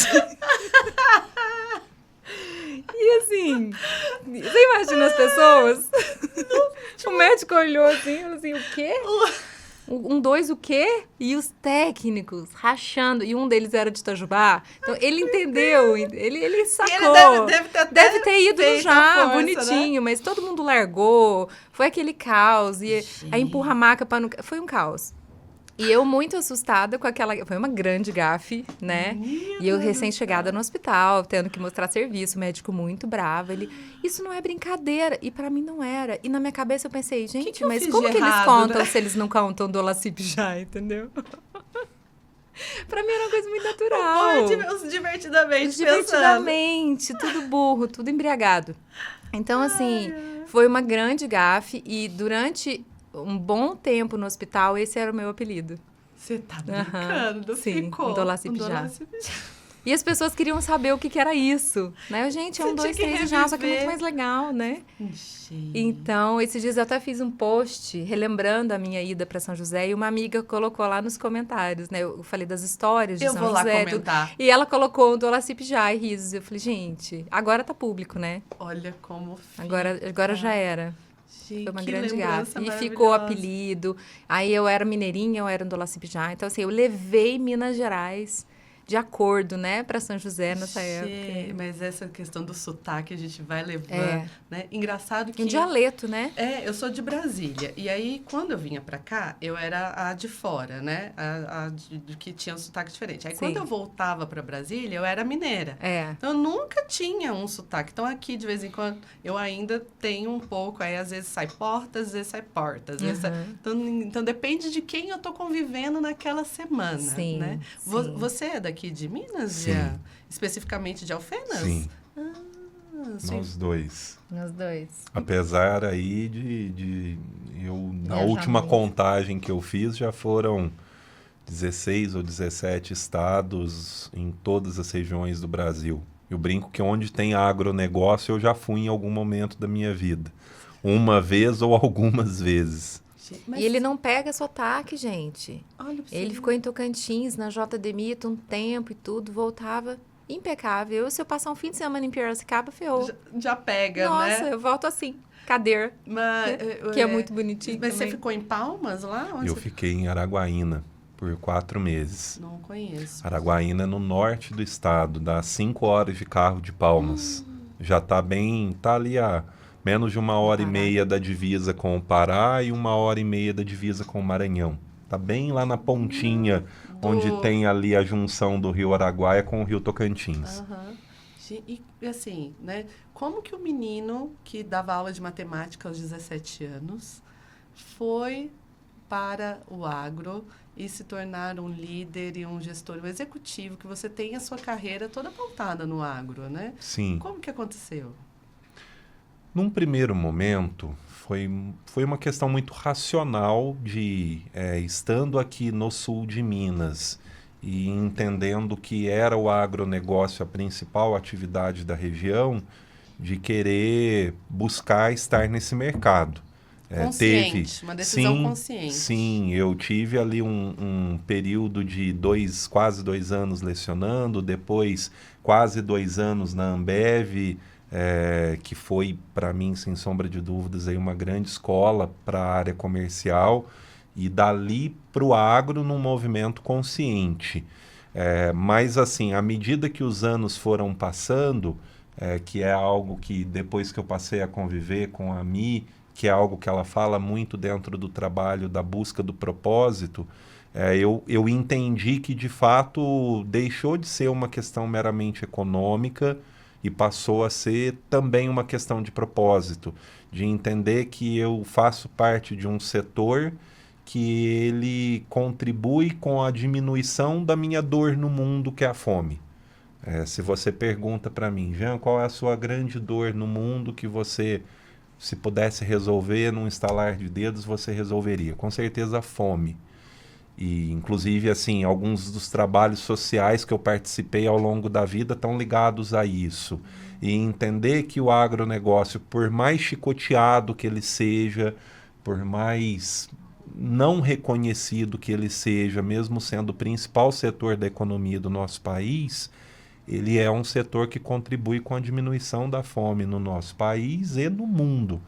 Então, hoje eu posso dizer que, muito mais do que uma questão econômica, de carreira, eu sou muito identificado com o setor, com o que eu faço. E que bênção conseguir isso, né? Sim. Conseguir alinhar o que você tem como propósito com o que você construiu de carreira para a vida. Porque muitas pessoas não conseguem, né?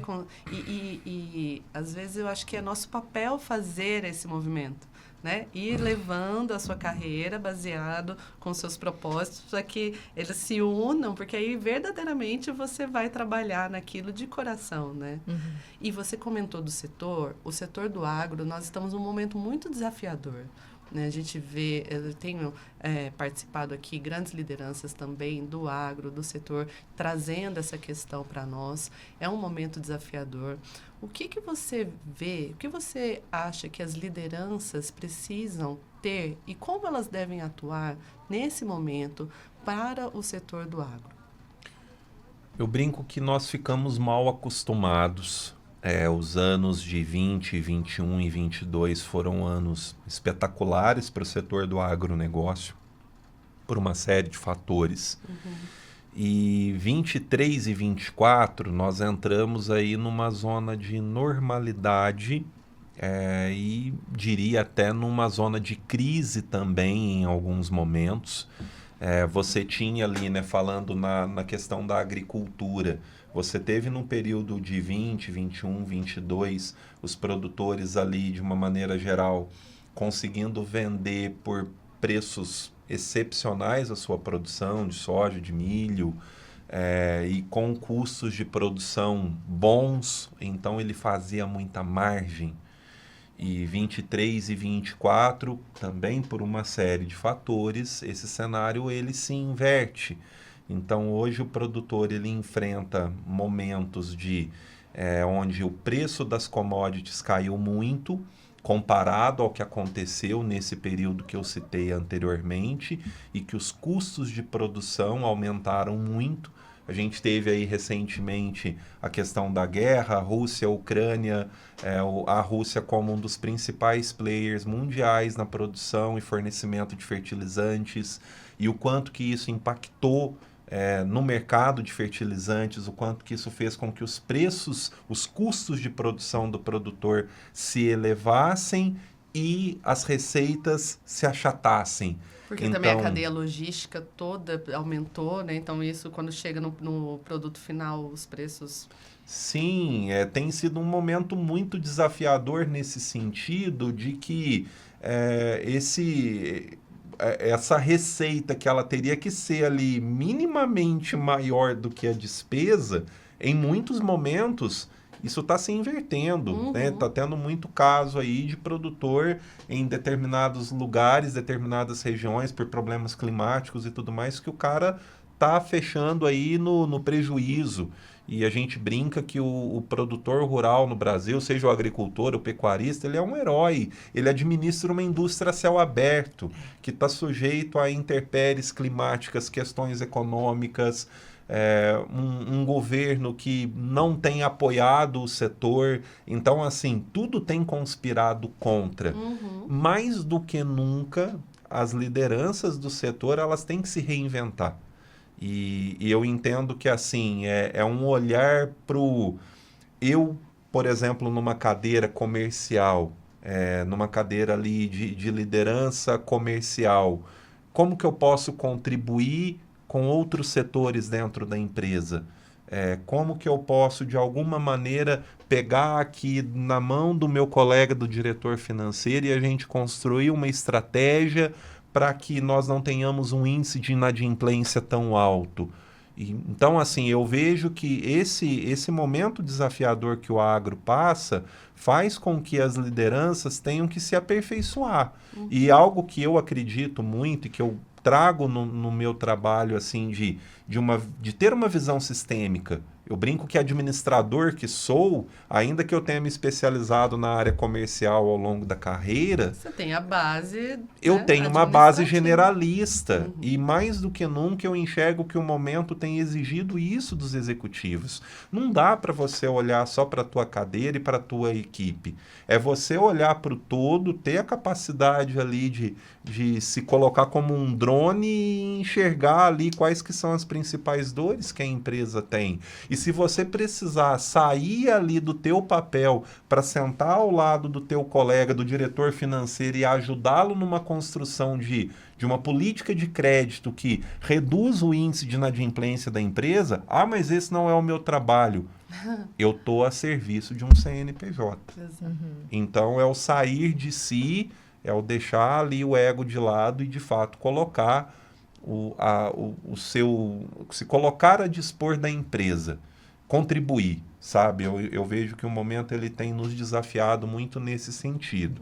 Tomara, eu brinco, que o período de vacas gordas volte logo, porque não está sendo fácil, está sendo muito desafiador para toda a cadeia, para todos que estão envolvidos, desde os profissionais que atuam dentro do setor, os produtores rurais, está todo mundo sofrendo bastante. Nossa região aqui do sul de Minas, a gente tem grandes empresas, né, grandes players dentro do agro, e os reflexos a gente já vê na sociedade com inúmeras demissões, né? Demissões, fechamentos. Você precisou realizar alguma demissão, equipe, reestruturar? Sim, passei por um processo assim em 2022. Em 2023, estava num outro mercado que exigia ali até um movimento de contratações na minha área, mas numa outra área acompanhei um colega passando por um processo de desligamentos, de ter que desligar ali profissionais que já estavam há mais de 10 anos na empresa, diminuir a área comercial precisava expandir para captar mais mercado, porém a área de produção, por conta de não estar sendo tão demandada, precisava ali diminuir, Cortar enxugar custo a em folha, algum cortar lugar. custos. Então, assim, é muito triste, porque mais do que uma atividade econômica, os milhões de pessoas que são empregados dentro dessa cadeia e que, infelizmente, mesmo sendo o setor que é a menina dos olhos do nosso Brasil, é o país que é visto o mundo afora como o principal produtor de alimento no mundo, ainda sofre muito mais crítica do que apoio. Mas não podemos nos vitimizar diante disso. É chacoalhar a poeira e ir para cima. Exato. Trabalhar para aguentar, sustentar, né, Sim. enquanto a tempestade passa. Passar por esse momento de crise para voltar aos períodos melhores aí, se Deus quiser, no menor espaço possível. Sim. E como, Milena, a gente pode auxiliar o profissional que está passando por esse período de desligamento, de demissões, para que ele realize isso, porque faz parte também da função, né, do gestor. A gente poderia ser perfeito da gente só trabalhar com contratações, né, mas você precisa realizar desligamentos que às vezes não é pelo mérito daquela pessoa, mas é porque a empresa está necessitando ali, às vezes, de uma porcentagem. Ele te pede, a sua liderança te pede, quero que você desligue 20% da tua equipe. E aí você fica assim, e agora? Né? Como tomar essa decisão? Como que você poderia auxiliar esse profissional que está passando por isso? O gestor que tem que fazer a demissão, ele tem que ter muito claro os motivos. E nesse motivo que você está trazendo, né, por um corte da empresa, mesmo que sejam equipes boas, acho que nem é tão difícil. É difícil porque emocionalmente é uma pessoa que vai ficar desempregada, tem uma família ali para se sustentar, mas não é difícil tanto para o líder, no sentido de que ele pode oferecer todo um apoio, oferecer toda ajuda. Tem empresas que oferecem, né, alguns processos de suporte, de recolocação, de estruturação de carreira. Então, assim, é difícil como pessoa, mas não tem uma dificuldade de habilidade ali, porque é simplesmente falar a verdade. Falar, olha, infelizmente, nós vamos ter que desligar por um corte de custos. Então, por que eu acho que é menos difícil? Porque ele sabe o que dizer e quem está do outro lado entende que é por causa disso, que não é por demérito da sua capacidade.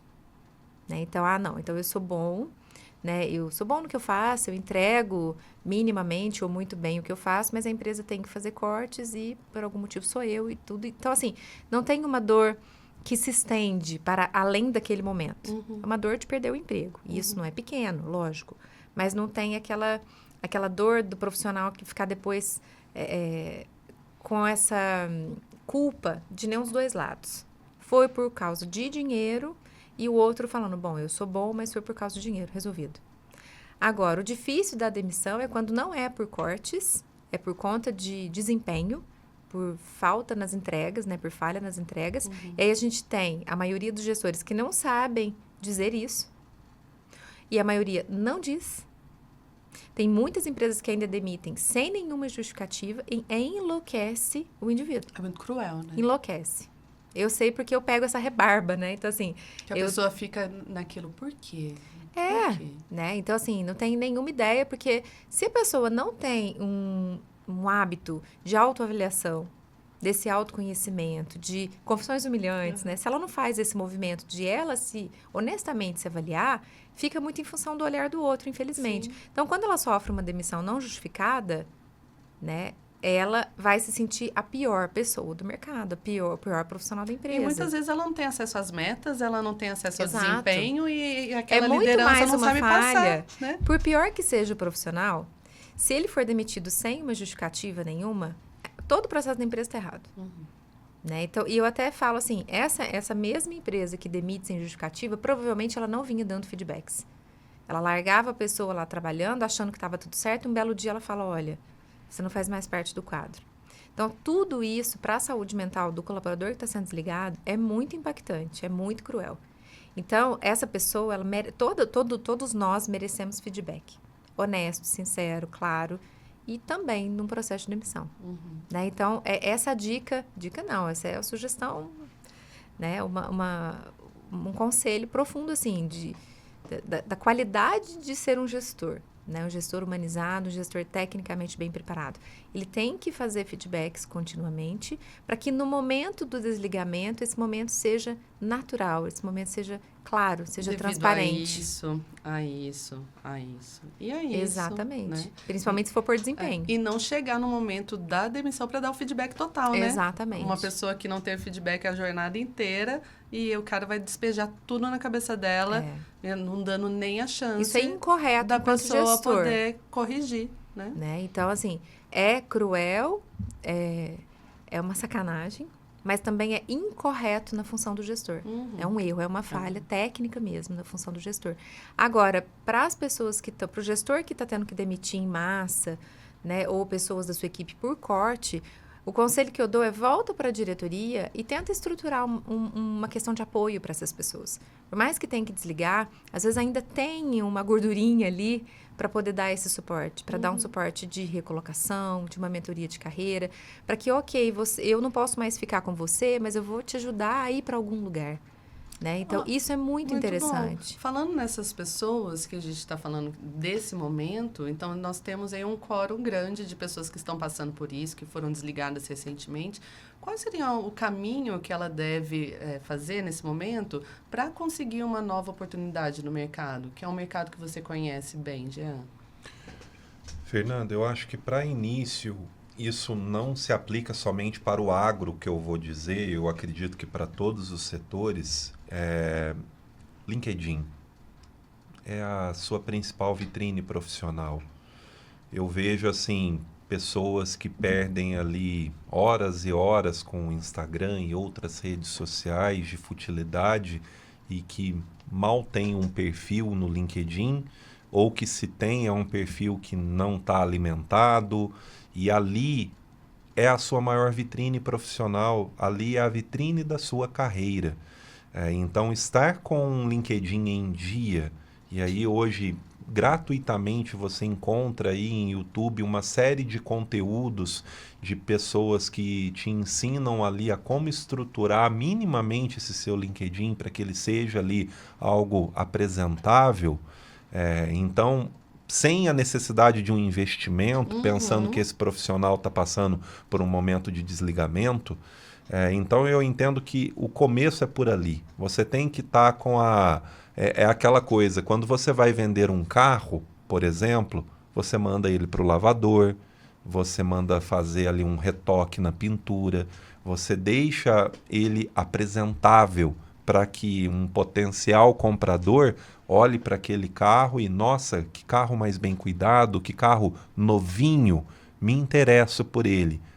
Da mesma maneira, tem que ser você, enquanto profissional, que está buscando se vender para alguma empresa, para que alguma empresa contrate o seu serviço. Então, é muito importante você cuidar da sua imagem, não só nesse momento, mas principalmente nesse momento. Aproveitar o tempo Exato. E investir aí, né? Então, se aprofundar de fato nessa rede social e colocar ali como que você pode contribuir compartilhando conteúdo, contando histórias, cases de situações que você já passou, como você resolveu, buscando se conectar com pessoas influentes. Um profissional do agro está em um movimento de recolocação. Cara, busque se conectar com pessoas relevantes do agro. Comece ali, quais que são empresas foco? Qual setor que eu quero atuar? Eu quero atuar no setor de fertilizantes. Comece a se conectar com pessoas do setor de fertilizantes, com pessoas da área de recursos humanos, com pessoas de diretoria, com headhunters que atuam nesse setor. Busque fazer essas conexões, cuide do seu networking, movimente-se. Movimente-se. Não fique parado esperando que vão te procurar. Convidar. Pode acontecer, mas vai ser um movimento de sorte. Alecrim dourado, né? Então, assim, movimente-se, mas tem estratégia para fazer esse movimento. Seja intencional, né? Exato. Excelente dica. Eu posso complementar essa Por dica? favor. Quem está desempregado e que for entrar nesse movimento, busque tratar as dores do desemprego quanto antes. Busca terapia, busca orientação espiritual, busca um colega, busca qualquer apoio emocional e psíquico sobre a demissão que sofreu, sobre esse desligamento que sofreu. Eu vejo que muitas pessoas patinam aí, fica numa areia movediça ali naquela dor, e mesmo quando vai, às vezes eu vejo o posicionamento do pessoal que está open to work, né, no LinkedIn, né, que está buscando recolocação, num movimento muito vitimizado, né, de autoflagelo ali, do que passou, do que aconteceu. Então, assim, isso não é atrativo. Isso não é atrativo. E assim, a empresa que olha aquilo ali pensa o seguinte, é o que a gente fala numa entrevista de emprego, você nunca diga, não fale mal do seu emprego anterior, né? Então, assim, na rede social, como que você vai para uma rede social que fala sobre trabalho, que fala sobre carreira, e lá você expõe suas dores, você faz a confissão humilhante na rede social. Jamais. E aí, nesse caso, não é nenhuma confissão humilhante de si, né? Ainda está sendo uma confissão humilhante da empresa, do outro. E aí, pegando um gancho no que a Mi complementou, a questão dos hábitos, dos cuidados, os hábitos de autocuidado. É um momento que a autoestima da pessoa, ela naturalmente está em baixa. Então, a questão dos cuidados com a alimentação, dos cuidados com o sono, de uma rotina de espiritualidade, mais do que nunca é o momento de ajoelhar e se conectar com Deus. Claro que a nossa conexão com o divino, ela não deve acontecer somente nos momentos de dificuldade, mas principalmente nesse momento. Se isso não acontecer, a chance de você entrar numa depressão é muito grande. E a questão da atividade física, ali é o remédio natural. E manter uma rotina. Eu brinco que é como se... É tratar a situação como se você estivesse trabalhando, tá? Então, às 8 horas da manhã, eu vou me vestir, eu vou sentar diante do meu computador e eu vou buscar me conectar com pessoas relevantes no LinkedIn, eu vou procurar estudar sobre um determinado conteúdo que me linke a um mercado que eu quero trabalhar. É ter ali uma rotina de como você estivesse trabalhando. Porque... Trabalhar na carreira, né? Exato, empreenda na carreira. Nossa, porque se você não faz isso, se você... durante esse período, simplesmente é o pijamão e a Netflix o dia todo, você vai se definhando cada vez mais, você vai se desconectando cada vez mais do mercado, e essa recolocação ela está cada vez mais distante de acontecer. Sensacional, gente. Olha, se as pessoas puderem pegar uma coisinha do que a gente falou até aqui... Foi muito bom. Nossa, que papo bacana. Bom demais. Estão gostando? Demais. Você sabe que para encerrar, a gente já está indo para o final, eu queria propor aqui para vocês um bate-bola. Meio Marília Gabriela mesmo ali, sabe? Eu falo uma palavra... Em uma palavra. Em uma palavra, exato. Pode frase ser? Curta? Pode frase curta, uma palavra. Como estamos inaugurando o quadro, está adepto a ajustes. Adaptações, tá? Então, vamos lá agora. Bate-bola da gestão e liderança. Um líder inspirador. Primeiras damas. Tem muitos, mas Jesus. Na lata. Sem querer copiar a resposta da coleguinha, Jesus. E aí o convite aqui para que deixem de olhar Jesus somente enquanto divino e o olhem enquanto líder que pegou 12 seres chucrões e os transformou em grandes apóstolos. Tudo que a gente fala sobre o desenvolvimento de pessoas, Jesus fazia na essência. Tá ali. Melhor conselho de carreira que você já recebeu? Milena, vamos recomeçar? Busque a excelência de si mesmo. Olha isso. Uma qualidade indispensável em um líder.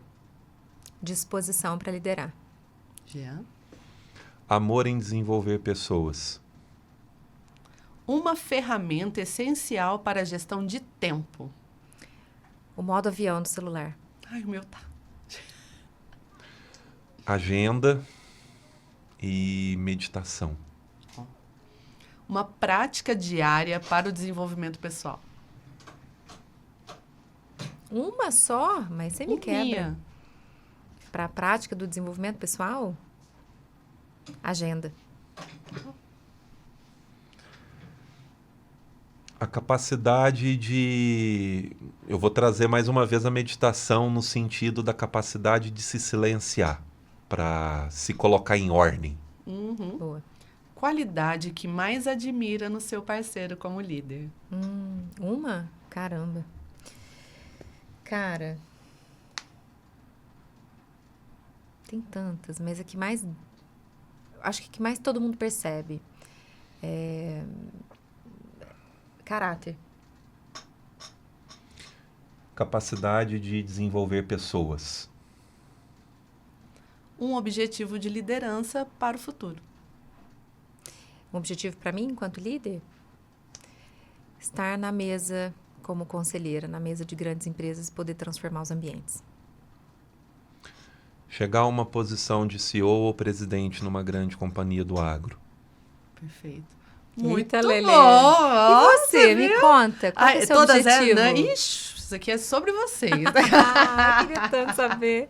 Você sabe que... A gente inverte? Vamos. Vamos. Tem várias coisas que eu quero com você. Eu quero o assessment, Do apogeu? né, do apogeu. Assim, a gente tem aí um caminho Tá para bom, fazer. tá bom. Mas você sabe que essa nova Fernanda na apresentação tem mexido muito com os meus sonhos, assim? Isso tá na minha manga pra gente conversar depois daqui. Menina, é incrível como a gente, voltando àquele assunto do as coisas não acontecem por acaso, temos que usá-las, né? Saber. Aliás, a história desse podcast é muito legal. É né? muito legal. Vamos falar um pouquinho? É a tua cara. Vamos falar um pouquinho? vamos. Para quem não sabe, esse podcast começou com a Milena. A Milena sentiu uma necessidade de dar voz e foi procurar locais para colocar o conteúdo dela.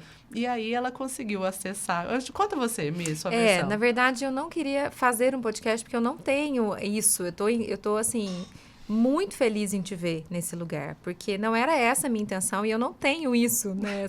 Esse traquejo, essa beleza na apresentação, esse acolhimento, a gente se sente no sofá de casa, né? Ai, que E lindo, com obrigada. muita relevância. Então, eu vim buscar o Alan, né? Eu vim procurar essa empresa para gravar um podcast e falar do meu trabalho, né? Para ser um canal de visibilidade e colocar a liderança pelos meus olhos, né? Eu sempre quis isso, eu não trabalho muito o meu marketing, as minhas redes sociais nesse sentido, mas o podcast fazia muito sentido para mim. E eu falei para ele, olha, você topa fazer? Ele, eu fui super aberto, vamos e tal. E aí ele falou, quem que você quer convidar para compor o podcast junto com você? Eu falei, eu posso ter uma companhia? Ele falou assim, pode. Jean estava em Tocantins, né? Eu obrigada, acho que... Jean. Se você não tivesse lá, talvez nada disso tivesse acontecido. Talvez teria sido ele, porque era a questão mais óbvia, né? Meu marido é um líder que eu conheço e admiro muito e tal. Mas a gente estava trocando muita ideia, a gente sempre teve essa conexão com esses assuntos. E na hora eu falei assim, eu tenho uma pessoa. Tenho uma pessoa com uma didática, uma liderança, uma experiência, uma pessoa que eu confio muito para estar comigo nessa mesa. Uma pessoa muito relevante, né? Que é a Fernanda Joia, passei o seu contato e a gente organizou um primeiro podcast, assim, para ser gravado. E no dia que a gente fez, a gente recebeu esse convite, né? De fazer. Mas, assim, a Fernanda rapidamente, assim, roteirizou de uma maneira muito bacana, estruturou muito, porque eu acho que ela tem uma naturalidade para isso. E eu atropelada como que eu vou fazer isso? Mas como seria um roteiro? Mas como que eu vou apresentar um programa, né? Porque eu acredito que não seja mesmo a minha pegada. E ela deslanchou. Eu falei, bom, eu acho que as coisas estão se mostrando. Eu tive uma restrição de saúde, né? Que as coisas não são por acaso. Não pude sair de casa, subir escada, né? Fiquei restrita. Falei, Fer, toca. Né? Vai com tudo. Não pá, né? Pega o projeto... cria, né, e deslancha. E hoje é muito claro para mim que a forma como aconteceu foi a melhor. E, assim, você está muito de parabéns. Eu gostei muito de te ver aí. Obrigada. E eu espero que aqui, né, se sentem muitas pessoas relevantes, interessantes, leves, amorosas, né, para contribuir com esse projeto que você toca e eu vou ter sempre esse imenso carinho. Não, eu já te agradeci particularmente, mas agora aproveitar, eu queria essa oportunidade pela sua generosidade, porque sem isso, Milena, nada tinha acontecido. Então, sou muito grata, do fundo do meu coração, pelo seu olhar para mim e pela generosidade. Sim, obrigada. Era a tua cara, eu acho que eu já sabia, eu tenho esse feeling, assim, brincadeira, mas é mesmo a sua cara. Aproveitando que a gente está encerrando, quem quiser te contactar, que ficou interessado, é gestor de uma empresa ou funcionário que quer fazer a ponte, qual é o melhor canal para te encontrar? Como que eles podem entrar em contato com você? Eu tenho os meus contatos, tanto, né, em Instagram e tudo mais, mas é LinkedIn. Porque no LinkedIn, além dos meus contatos e de me chamar para conversar ali, ele já pode ter muita ideia dos projetos que já são realizados, porque eu apresento o meu trabalho muito por evidência do que já foi feito. Eu não tenho muito trabalho de venda, né? E o meu trabalho é sempre por referência. Uma empresa me referencia para outra, porque são assuntos, né, mais estratégicos, enfim. Então, é via LinkedIn, tá? Quem não tem LinkedIn, não sabe como acessar, na minha bio do Instagram tem o WhatsApp, e-mail e o link para o LinkedIn também. E qual que é o seu Instagram? Milena F. Junqueira. Milena F. Junqueira. Isso. Obrigada. Eu que agradeço. E, Jean, quem curtiu, quer saber um pouco mais da sua carreira, trocar contato, seria pelo LinkedIn também? Sim, eu acho que pelos mesmos motivos aqui que a Mi colocou, lá tem muito do que eu busco compartilhar com a rede. Eu gosto de produzir conteúdo, eu digo que um dia eu já fui um assistente, um analista e que muito se beneficiou de conteúdo de executivos e hoje eu procuro de alguma maneira retribuir. Então gosto muito de compartilhar conhecimento, de compartilhar vivências lá. Então Jean Paulo dos Santos no LinkedIn, também lá tem meu contato, telefone e tudo mais. É o canal ideal. Obrigada também, Jean, pela Foi sua um disponibilidade. grande prazer e mais uma vez parabéns pela condução. Nos sentimos muito acolhidos e a gente tem certeza que você é a pessoa para poder conduzir esse projeto e que você possa continuar aí agregando e trazendo muitas pessoas que possam agregar aí para toda a tua audiência aqui. Obrigada. Eu fico emocionada, gente. Vocês não falam muito, não, que eu choro. Eu sou dessas, Eu tá? posso só falar um desejo que eu tenho para o programa? Que as empresas da região possam apoiar. Sabe por quê? As mídias hoje, elas estão muito mais voltadas para outros assuntos, né? Principalmente podcast, que é muito, muito gostoso. Eu escuto de tudo. A gente escuta podcast de beleza, de psicologia, de negócios. Mas um podcast de liderança, de gestão e liderança na nossa região, né, não tem. Eu não encontrei até agora. Então, é um projeto que está aí recém-nascido, que ele precisa tomar força. Ele já começou muito bem estruturado, mas que as empresas possam apoiar. Que as empresas possam entrar e fazer isso aqui virar uma mesa de reunião de escola, uma sala de aula, né, para que as pessoas consigam acessar esse conteúdo facilmente ali, YouTube e tudo mais, e leva para as empresas e compartilha, mas assim, precisa de apoio. E precisa de apoio das diretorias, dos executivos, dos empresários, né, para fomentar isso. Muito obrigada. Então, nossa, esse é o meu desejo para Alfenas, né? Para a região. A gente tem muitas empresas, a gente tem a região toda muito forte no agro. Então, a gente precisa veicular isso daqui. Eu vou aproveitar as palavras da Milena, deixar aqui para você que quer apoiar nosso projeto, quer participar desse projeto, entre em contato conosco nas nossas redes sociais, estamos abertos, nós temos muito interesse de fazer esse tipo de parceria e que os conteúdos sirvam, sim, para desenvolvimento, né? Então, porque, assim, são tão úteis, né? E que a gente não quer que fique só aqui entre nós, quer que ganhe, né? Que alce voos maiores. Com certeza. Então, agradecer também a você que ficou até esse momento com a gente, acompanhando o nosso programa e deixar um recadinho para dizer que é o seguinte, ó, casamento é como gestão. Quando algo dá errado, você precisa de um bom plano de contingência e, às vezes, de um chocolate escondidinho na gaveta. Então, até a próxima, pessoal!